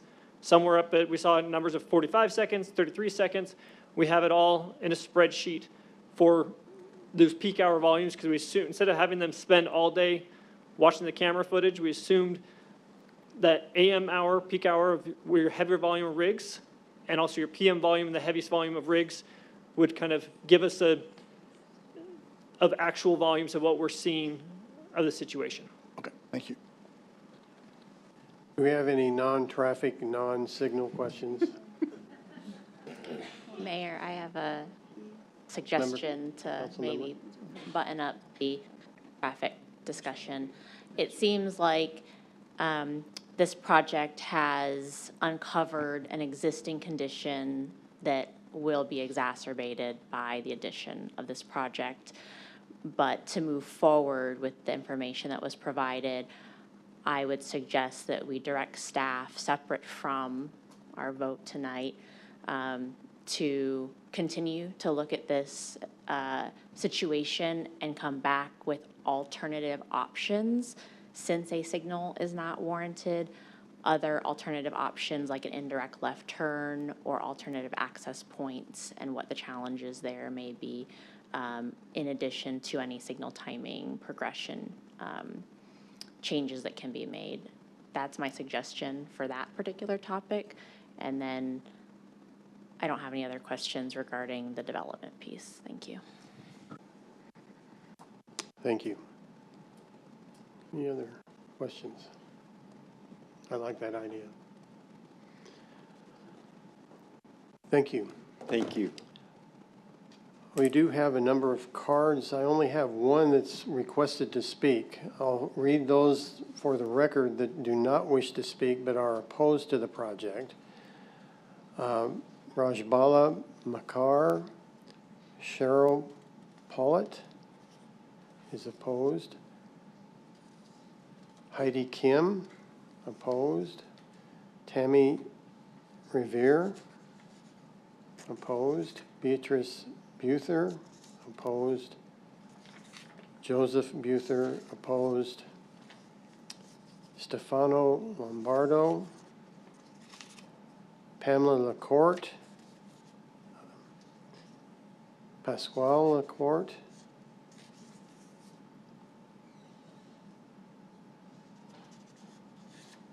Bradley Donner, is it Donner? Also opposed. Karen Wickens, opposed. Stephen Marvin, opposed. Carla Stone, opposed. Kayleen Marvin, opposed. I have one request to speak. Rod Van Bieber. You come forward, you have 3 minutes.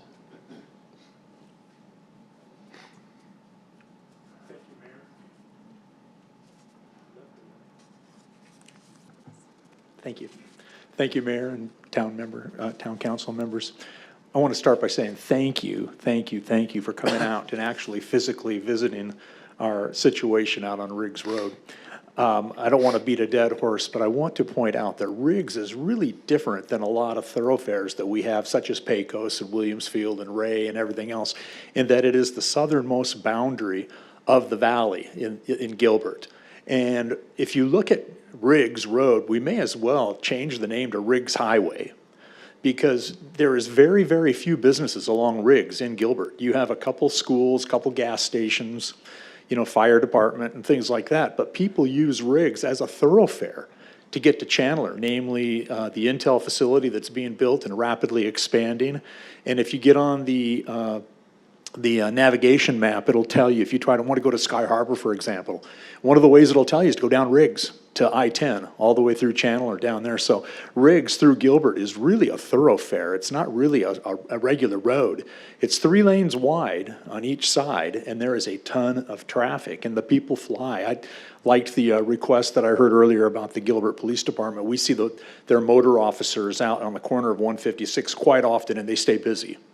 And so we do appreciate them doing that. But I do want to make one more comment, and that is the traffic study that was done. If I recall right, they did a traffic study, and then they used a growth factor of 2.5% per year when they were looking, I guess, at what they call the warrants. And I would challenge that 2.5%. That might be the right number for the nation. It might be the right number for Arizona, for Gilbert in general. But for us, it's not the right number. Not when you think about the explosive growth in Queen Creek and in Santan Valley, because those are the people that are buying homes out there that are driving down Riggs. And as far as timing the signals, if you go down Riggs southbound during rush hour, almost everybody southbound Riggs turns left east onto Riggs Road. So when they try to time the signals, you get the main Riggs traffic stopped at Val Vista, but then you get all the left-hand turn from Val Vista coming onto the road. And then as far as timing the signal up at Adora Trails now is so large that when you stop the traffic coming from Santan and Queen Creek, it's taken up, that gap is taken up by all the people turning left out of Adora Trails. So Riggs Highway really is a very, very, very busy road. And I know you've seen a lot of statistics tonight. I just find it hard to believe it doesn't warrant a signal. I'm a transportation executive by career, and I just don't believe that it doesn't, and I can't believe that a signal would ever put traffic in more at a greater risk of danger. I don't see it. It just doesn't make any sense to me. So thank you for allowing us to comment. Thank you. Brendan, did you have anything you wanted to add?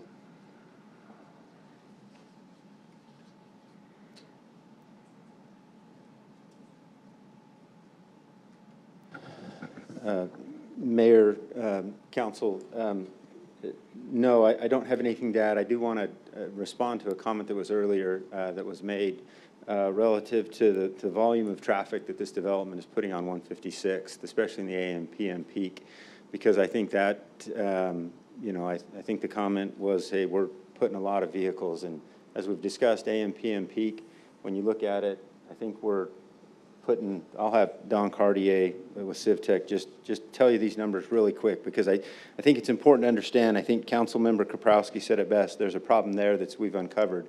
I don't know that I can say we're exacerbating it so much as I think we're providing light to it.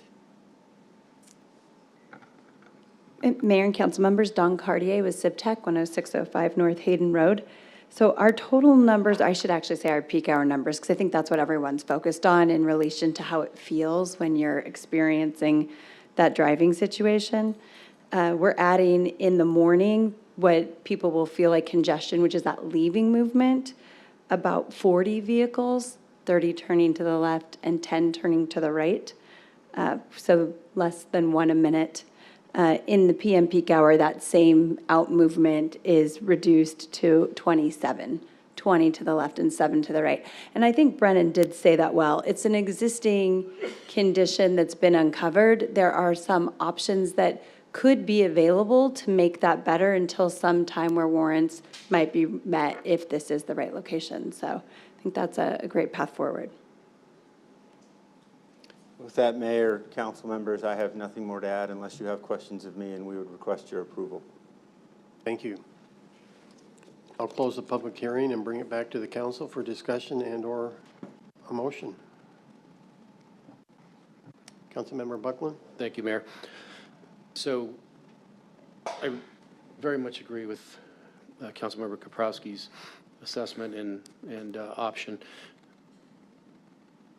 We're at a crossroads of what data is telling us and how it feels. And how it feels is real to everybody that has to drive that every day. I go through that at Morrison Ranch at times. Back up to Santan Charter School, there's one way I can make a left closest to my house, and there's a way I can only make a right. My wife chooses to make a right and U-turn legally there, and I make a left, and sometimes I got to wait. It sucks. What I'm not interested in doing is making critical decisions on how things feel, although I think there's a lot that we can do to get data, to get better understanding of the situation as it is, because there's a lot of people saying a lot of right things here. And I don't feel like we're ready to even make a motion. I feel like this probably needs to be tabled so that, because we have a lot of residents here who are very invested into their community and the quality of life and their safety, and that's important.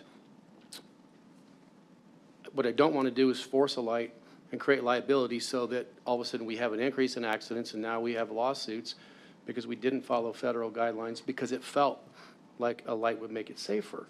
So I do think my recommendation is that we table this to a later date to where our staff, the developer, their staff, our residents who are very, very vested into their safety and the quality of life can work through some of those things that we talked about. What are there other traffic things we can do? I love hearing that our police department's down there. I'm a former motor. I also used to work Riggs Road because they flew down there. But I'd like to know what are the average speeds, right? What do the speeds look like? So that beyond a motor officer, are there other speed softening measures that we can take through engineering, design, things like that?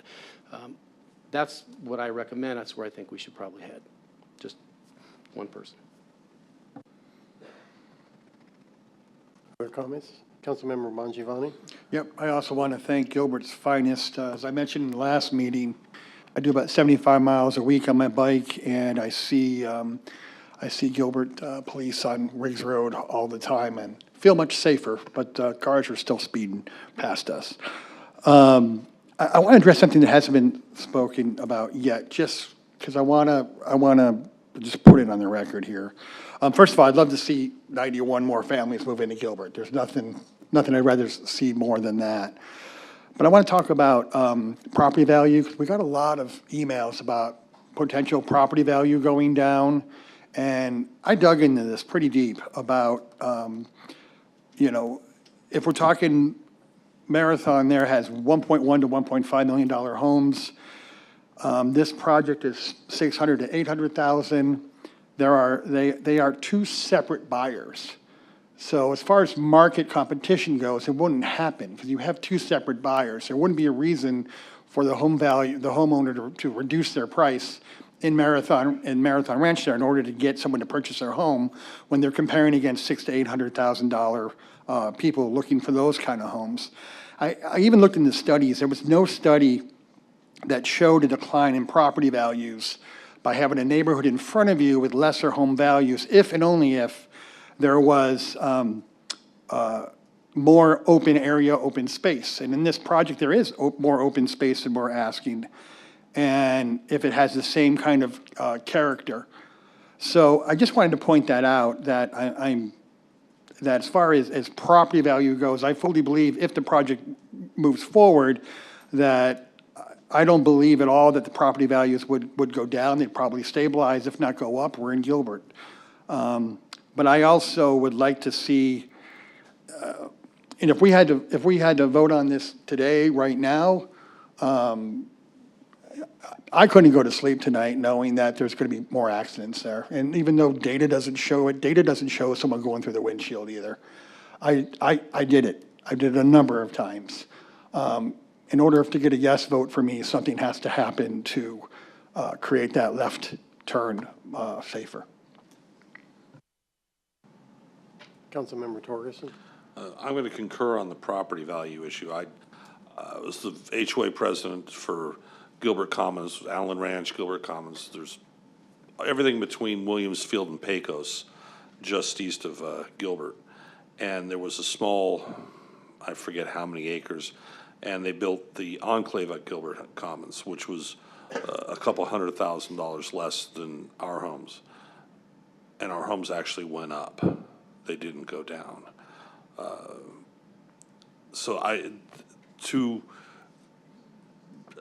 That's not a fear, that shouldn't be a fear point. It doesn't play itself out as far as your property value. What I'm looking at, though, is 40 cars at a peak hour when there's 3,000 cars during that peak hour. That's not but a 1.33% increase in an hour. I don't think the issue is the 40 cars. I think the issue is pre-existing. I think the issue at that point, as Councilmember Kaprowski said, is something that has to be examined. If it's not meeting a warrant, if we put a signal in and everything goes south, we have problems. We turn around and we deny somebody something that fits the character of the district that's in the general plan, that was designed specifically, and it is below that number, that 3.5, it's a 3.45, and we deny somebody that, we're creating another set of problems. I think what we have to take on is, whether or not this is approved or not, we have to take on the issue of the traffic as it affects the residents down there, no matter what, whether we vote for it or not. And voting no on it denies somebody the opportunity to develop their land. Voting no on it denies 91 people having a nice home in Gilbert. What won't be a problem for people is if we address the problem. And the problem is how it feels, the problem is how it plays out. And regardless of whether you vote yes or no, we have to do something to examine this problem. If Councilmember Bongiovanni and Councilmember Lyons can't get out of there in a reasonable period of time when they're talking about it, maybe legally it doesn't meet certain warrants, but it's certainly something has to happen. Whether you line up 10 guys on motorcycles every day to harvest $1 million a day in fines, whatever you got to do, you're going to have to control traffic. So I think we have to look at it as two separate issues, and I think the traffic issue has to be dealt with regardless of whether you vote to approve this project or not.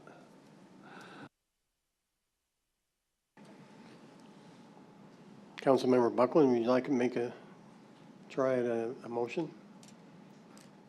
Well, I would move that we continue this to a later date where we can get answers to those questions that this community deserves. What I don't know is, and I think it requires Brennan and our staff to determine what time frame do you need so you can work with the residents, so you can study this better, get better data, so that we can try to find that right resolution. And I don't know what that timeline is. So I'm asking for your opinions on that. Then I'd be happy to make a motion. Mr. Ray? Mayor, Councilmember Buckland, that's a great question. We've looked at this thing 6 ways from Sunday, and if the council's prerogative is that we look at it, see if we can't find a 7th way to try to make this work, we will certainly defer to the council. I think as we look at it, obviously we prepared our own report, staff reviewed their report, they went out and conducted their own independent study. And as we look at the things of tools in the toolkit, I think Councilmember Kaprowski hit on something that maybe might warrant a short pause for us to look, and that deals with the signalization timing to create those gaps to do it. I know that when we looked at it independently, we felt that there were some improvements that could be made there to create gaps between the signals down at Aurora Trails and the signal at Val Vista to create some additional lanes, if you will, to be able to exit the development. And so I would think if we're looking at specifically that sort of thing to get back to the council, I would think 2 weeks would be more than sufficient for us to do it. I think the data's been there. I think it's been gathered. But if there's something else that we haven't thought of, that Dawn at CivTech hasn't thought of, or that Susanna and her team haven't thought of, we're more than happy to chase it down. I'm just not sure what else there is. Yeah, thank you. And I think what I'm asking is yes on that in terms of the timing, but also are there other softening measures? Are there, you go through some cities and you're seeing slow down, big flashing, slow down. Does that get people's attention? Does it work? I don't know what the data shows on that, right?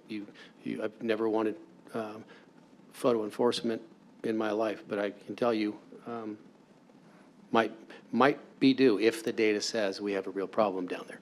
So just whatever town staff might advise on other softening measures, along with what you just spoke about. Mayor Anderson, Councilmember Yes. Buckland, we would suggest actually a little bit longer of a time frame in order to push this out. I would suggest somewhere toward the middle of October. I think there's an October 17th date. And I say that because staff reports for the council meeting in 2 weeks are due this week, and we haven't even begun to have these further discussions. We will continue to work with the applicant. We've heard the discussions of council. We know the direction that we've heard. We hear the concerns of the citizens as well. So I think there's some things that we can put into place or things that we can work on, but it's just going to take us a little bit of time to walk through that process in order to figure out what those stipulations would look like to come back for the rezoning. The rezoning is obviously the best time to do this too because it is the entitlement of the property. Trying to push it down the road into a preliminary plat or some of those things is a little more difficult when it comes to the entitlements and doing the zoning ordinances. So it would be better to have those things in the ordinance for the long term of the project. So that's why we would suggest a more of an October, probably 17th date. Perfect. Sounds like a win-win, or at least potential there. Mayor, I would move that we table this and revisit it on October 17th at that council meeting. Councilmember Buckland, just a point of clarification, the meeting's October 14th.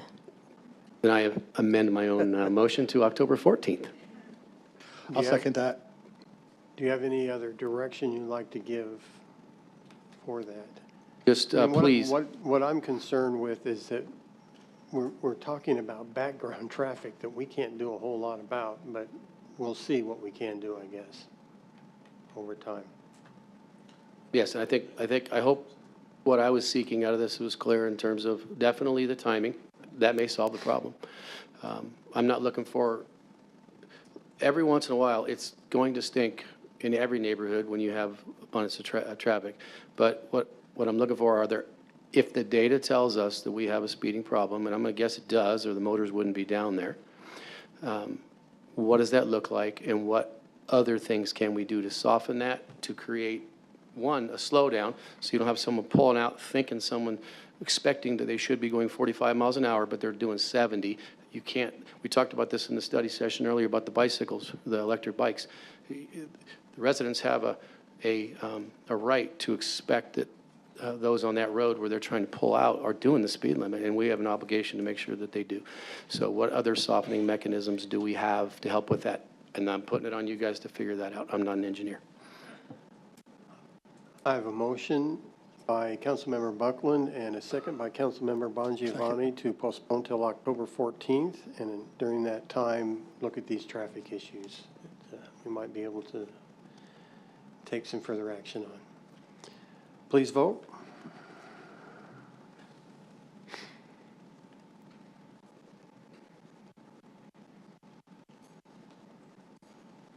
You got it? Up above. There you go. Motion carries unanimously, 7-0. Thank you. Mayor Anderson. I'm sorry, Councilmember Lyons voted no. 6-1.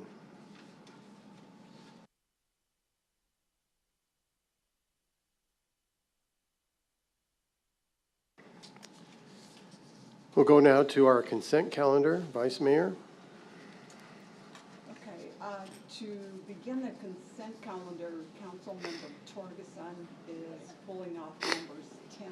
Hold on the microphone. Oops. Okay, so to begin the consent calendar, Councilmember Torgerson is pulling off items number 10, 11, 16, and 17. And are you prepared to discuss those? Mayor, Vice Mayor Buckley, so you still want me to go through the presentation, but then be prepared to pull those items off? I got the impression from Councilmember Torgerson, he wanted to do that, to have you discuss those, or do you want, what do you want, Councilmember Torgerson? How about you go through the things that I haven't pulled off so we can accept those at one time, and then we go to the rest? That make sense? Well, Sorry, Vice Mayor, please. yeah, I think we want to do the 4 first. That's what I just And then we can suggested. vote on those if we need to, or vote on everything.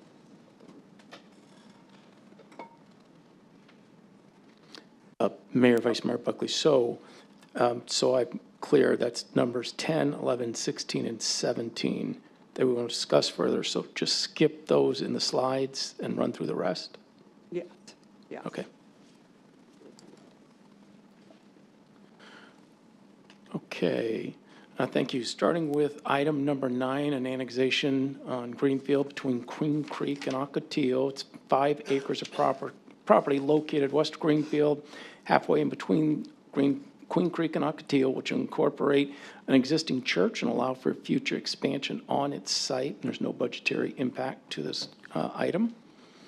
Skipping items 10 and 11, moving on to agenda item 12.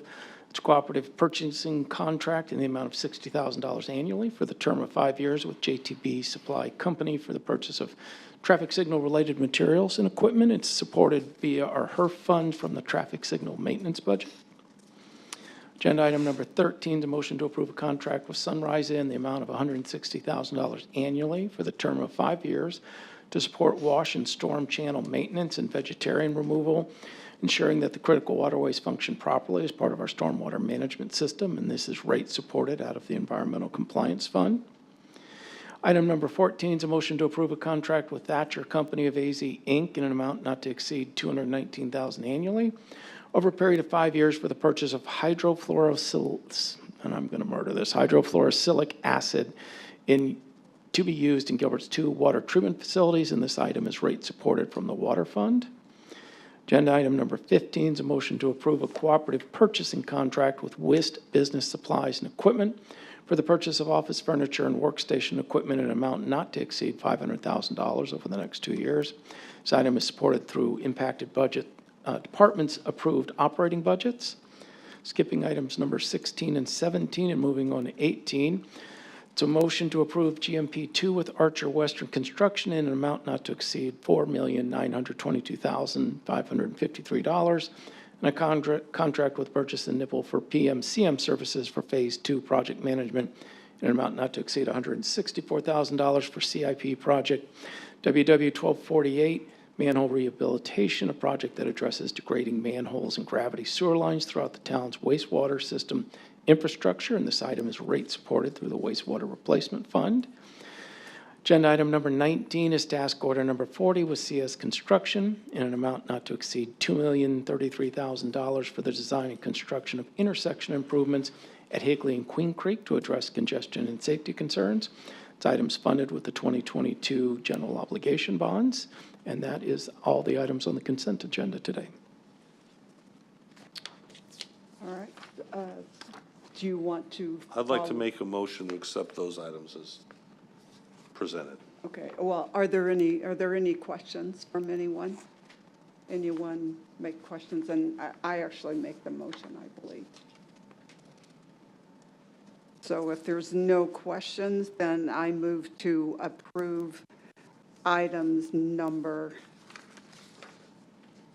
9, 12, 13, 14, 15, 16, 15, 18, and 19. Do I have a second? I'll second. Vice Mayor, and 20 is also, if you want to do that, that was the meeting minutes. Oh, thank you. Yes, and number 20. You second that? Okay, so I have a motion and a second, and let's vote.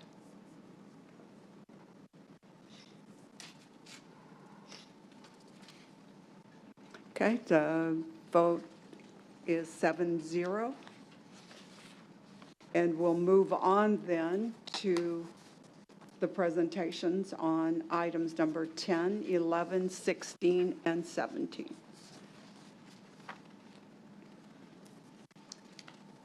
Chief, are you ready? I don't know if you want to bring the presentation. Mayor, Vice Mayor Buckley, we do not have presentations prepared on these, but Chief and other staff members will be happy to answer any questions there may be. So item 10 and 11, Mayor, Vice Mayor Buckley, and Councilmember Torgerson. Items 10 and 11 are IGAs with Central Arizona Community College and Buckeye, the city of Buckeye. These IGAs are simply agreements, training agreements, allowing them to participate in training at our public safety training facility. There's no classes or fees or anything that's specifically mentioned in these IGAs. It just gives us the opportunity for future classes, whether it be an academy as a recruit in the academy. In those cases, we do collect money for those recruits in the academy, but that's not limited just to the academy. There could be potentially future classes that we would offer at our facility that they would participate in. And so this covers us for an intergovernmental agreement between our city and theirs. Any questions? Yes. When we have an IG, there's no dollar figure attached to it to be determined later, is what is said in the documents. I have a concern because I feel that we give so much out. We have, what, an $83 million facility, and we received $20,540 of revenue, of rental revenue for classes and events for both police and fire in '24, and in-kind value was $40,760. Now, I realize that the state will pay a certain amount for students to complete 50% of the academy or better. But when we're doing this, are we continuing a path of giving Gilbert away? I want to become defensive of the value and of the money that has been put into this facility and not have it be used almost as a favor. Excuse me, Mayor and Councilmember Torgerson, I understand your concerns. However, in these circumstances, that the figures you just quoted is a portion of what we have taken in. If you include the academy, if I remember correctly, you're reading off the one column. There's another column which I think we're roughly around $250,000 that we've taken in.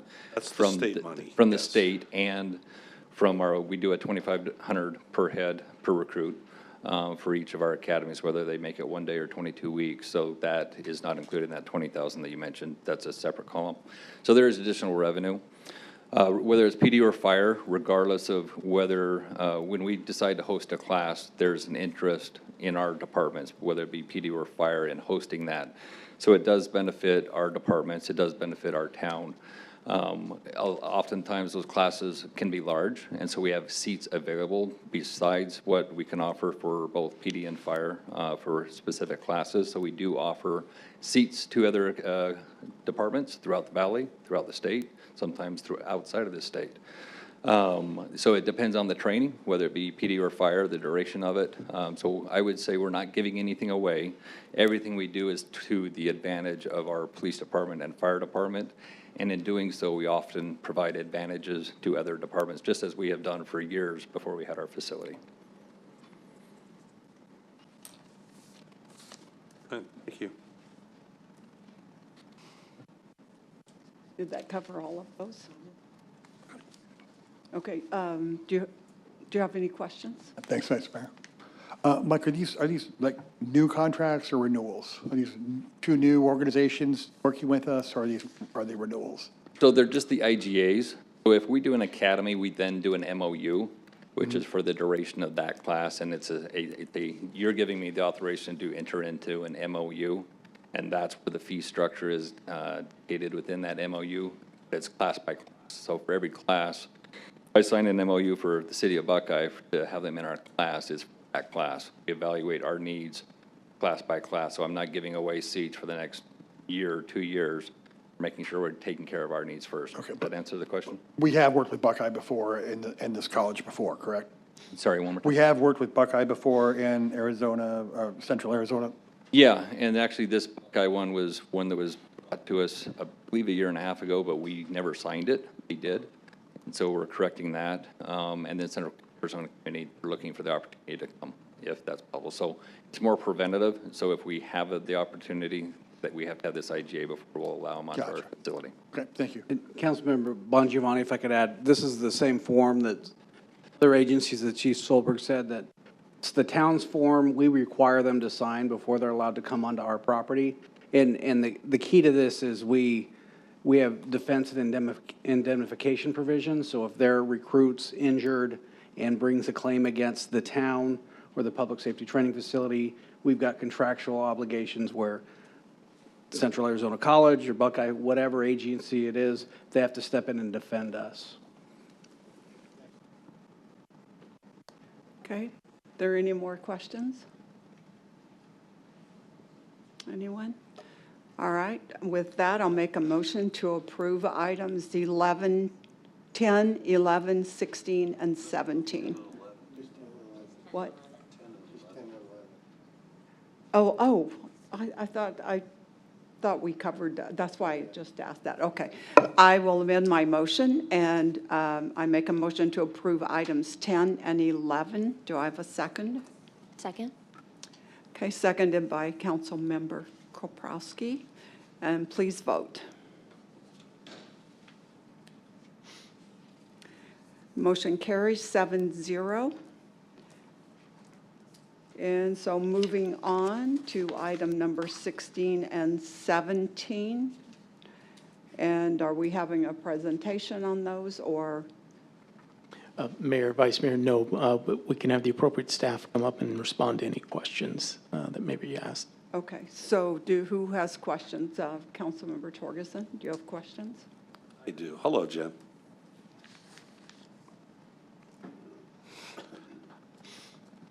Good evening, Jennifer Graves. I'm the Deputy Director for Economic Development. Can you give us just a little history on what we've been doing with GPEC over the last 5 or 10 years, how it's benefited the town and what it's cost the town?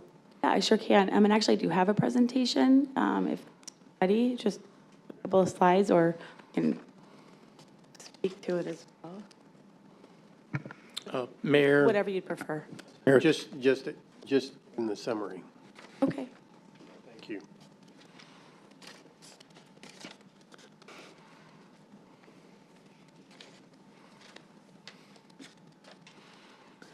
All right, so the Greater Phoenix Economic Council, over the last 5 years, specifically in Gilbert, we have seen for our investment, there's been a return on that investment of $37 of direct revenue for every dollar invested in GPEC. The Greater Phoenix Economic Council is our regional economic development partner. Work together with them on several initiatives throughout the valley, primarily focused on job creation and support of the region overall. And in the last 5 years, we've partnered with GPEC on 5 specific locates to our community, while GPEC has assisted over 240 locates region-wide over that same 5-year period.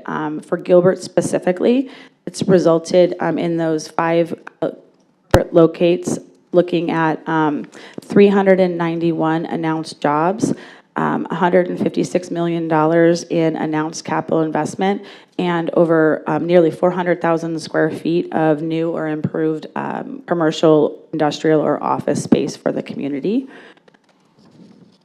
The projects from GPEC's 5-year trend also have resulted in nearly 1,000 new jobs in the region that Gilbert residents have an opportunity to find employment at, in addition to the projects that are in our community. Do you have any other information you'd like me to add?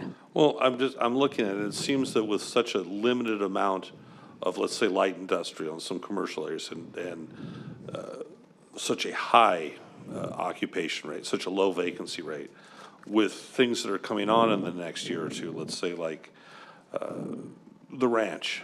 Absolutely. So an immense amount of light industrial there. Do you feel that this will continue to pay back to us at that level or higher? Mayor Anderson, Councilmember Torgerson, yes, I do. One of the key things right now is Within Gilbert, as you mentioned, we are really low in terms of our industrial vacancy rate. And since the pandemic, really in 21, 22, 23 and beyond, we've seen a significant uptick in the number of industrial projects coming to the valley.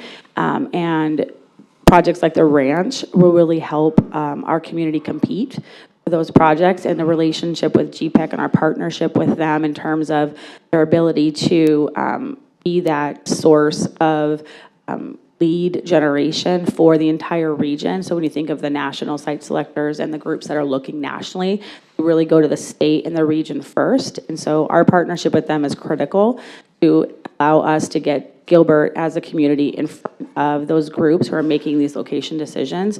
And as we bring projects like the ranch and others online in our community, that partnership and the continued partnership, we've been a member of GPEC since 1991. They were founded in 1989. That relationship will be critical as we move into that next phase life cycle for our community. So I'm assuming your department, Economic Development, is very supportive of continuing forward. Mayor Anderson, Councilmember Torgerson, yes, we are. Thank you.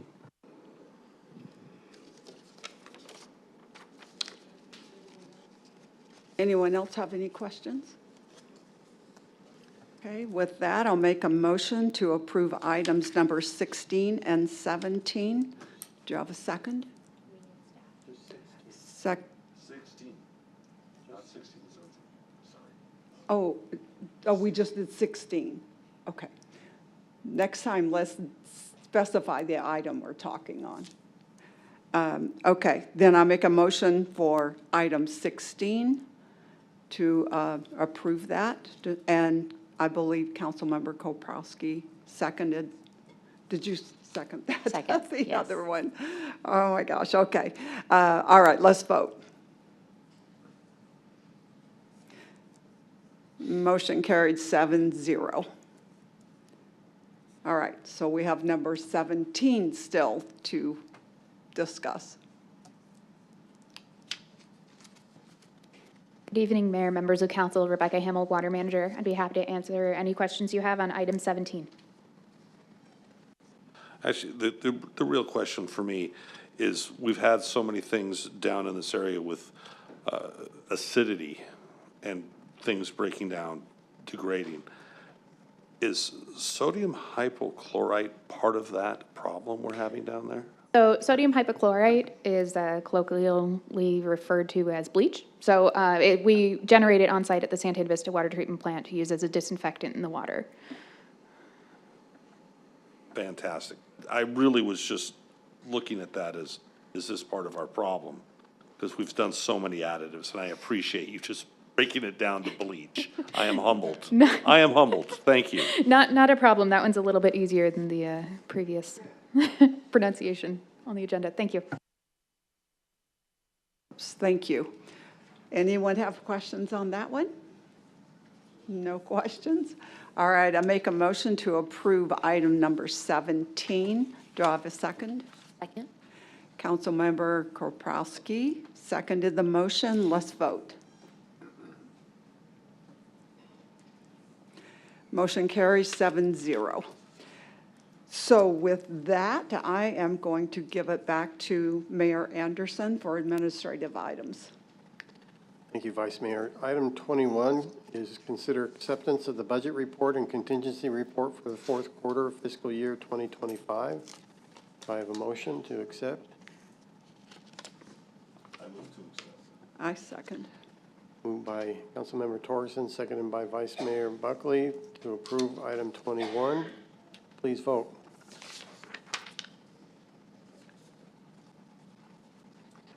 Motion carries 7-0. Communications from citizens. Vice Mayor. All right, thank you, Mayor. Okay. So we have one speaker, but first I'll read the rules of decorum real quickly. And so we value the participation of our community members and robust exchange of ideas.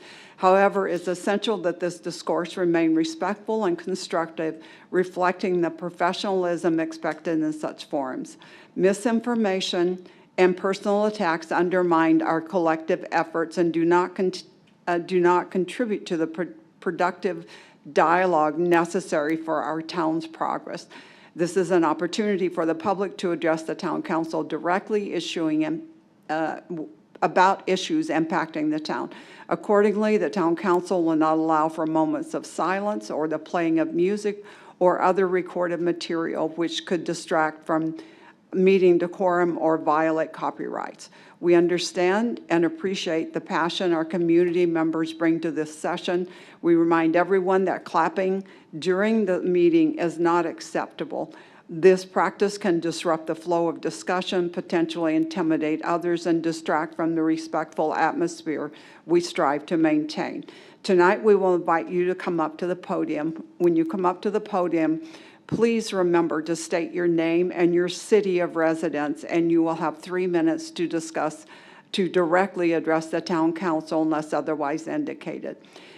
I don't think we have anyone else speaking, but if the current speaker will be using 3 minutes of another person's time, that person shall state their name, the city they reside in, and acknowledge that they are donating their 3 minutes to the current speaker.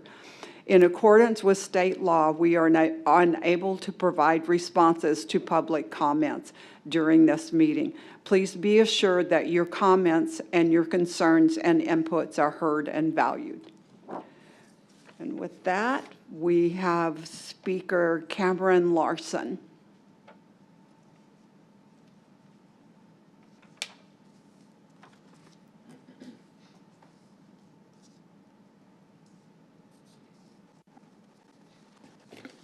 Thank you for the time to speak. My name is Cameron Larson. I'm from Gilbert, Arizona. I'm the founder of Fluorescent Life Technologies, a water quality detection-focused startup in Gilbert, Arizona. We are currently developing a pilot project that explores evaporatively cooled homes. These are structures designed with high porosity, concrete walls that passively reduce indoor temperatures. This strategy of targeted water use has the potential to save water through reduced energy demand. My question, has the City of Gilbert previously partnered with early-stage companies on experimental infrastructure projects through the Arizona Water Conservation Grant Fund C7? Has Gilbert ever applied to the Water Conservation Grant Fund C7? Any insights, suggestions, or referrals to staff related to the topic of grant-driven projects would be appreciated. Thank you. Okay. Thank you. We're not allowed to speak. Thank you. Speak back. Sorry. Thank you. Can we connect him with staff? Yeah. Thank you. Yeah.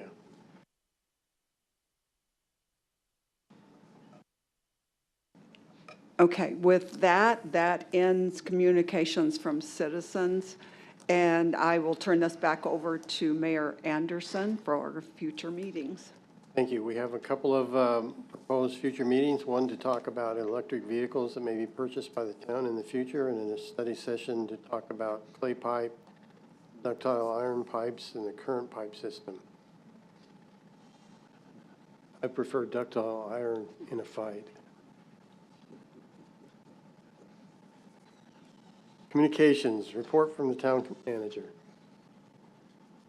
Thank you, Mayor, members of the council. Tonight, we'll start with department and division highlights. It is still National Finances Awareness Day on August 14th, so we're going to highlight the Management and Budget Office. You see I have a Kelly picture there with her team. They do a great job for us. To run through kind of high level, the primary areas of responsibilities and duties of the office is the fiscal year budget development, the planning, forecasting, compliance, and long-term financial strategy. And I think as all of you are aware, that is a year-long process in Gilbert, Arizona, with the size and complexity of our budget and the amount of planning and studies that are part of that. It is a very long and in-depth process, and Cal and her team, as well as the entire executive team and organization, do a great job with it. They support departments town-wide. They support the council through financial planning, capital funding, and various participations on boards. And they also do a lot of reporting and data analytics and performance tracking and pension and fee transparency. And some of the reports you'll see from them are the annual budget, capital improvement plan, the development agreement database. They are a big part of our quarterly managers report. The Valley Benchmark Communities Trend Report that was presented to you tonight, and then savings from refinancing to lower interest rates. Fiscal year 2025 highlights. We received the Distinguished Budget Presentation Award. Again, I cannot recall off the top of my head how many years in a row this is. How many was that, Kelly? 26. Is it on there? And I didn't look. It'd help if I'd read the slides. Thank you. It's our 26th consecutive year, and we're very proud of them receiving that award. And they received voter approval of 2 adjustments to the state-imposed expenditure limit. We adopted new sales tax use and bed tax rates as of January 1st of this year. New utility rates for wastewater with new rates taking effect in April 1st. And we paid off the university building debt 20 years early, saving the taxpayers over $15.4 million in interest. Upcoming retirements, recognitions, and awards. We want to congratulate the Parks and Recreation team. They received 2 awards from the Arizona Parks and Recreation Association. One for outstanding cultural programs, the Gilbert Global Village Festival, and another one for outstanding adaptive programs. These awards recognize the organizations, institutions, or agencies for development, implementation, or coordination of the most outstanding programs. Very proud of the Parks and Recreation team. With that, that's all I have for you this evening. Thank you. Thank you. Reports from the council. Councilmember Bongiovanni. Thank you. Ladies and gentlemen, mark your calendars and polish those smiles because Gilbert has 2 celebrations that will make your heart swell and your feet tap. First up, Grandparents' Day. On Saturday, September 6th from 10 a.m. to noon at the Gilbert Community Center, we're rolling out the red carpet for the wisest, kindest, and most lovable people in our lives, our grandparents. Think of this as a morning of hugs, history, and a dash of glitter. Families can snap a picture-perfect memory, decorate a frame to treasure forever, and even fill out a life story questionnaire, because every good story deserves to be told, and no one tells them better than Grandma and Grandpa. And then, get ready to shout out with me, Viva! On Friday, September 26th from 6 to 8:30 p.m. at the Water Tower Plaza. Gilbert comes alive with the sights, sounds, and flavors of Hispanic heritage. Picture this, the aroma of authentic Latin American cuisine floating through the air, music and dancing that will make it impossible to sit still, activities for kids and adults alike, and add local vendors, bringing color and culture to the heart of the town. It's a fiesta you do not want to miss, because when we say Viva, we mean celebrate life together Gilbert style. So whether you're coming out for the stories of yesterday or the rhythms of today, September is bringing us moments to connect, remember, and rejoice as a community. Would you remember to send that notice to my grandkids? Sure. Okay, thank you. Yeah, mine too. Any other reports? Report from the mayor. I think I have one slide up there to talk about celebrating 9/11.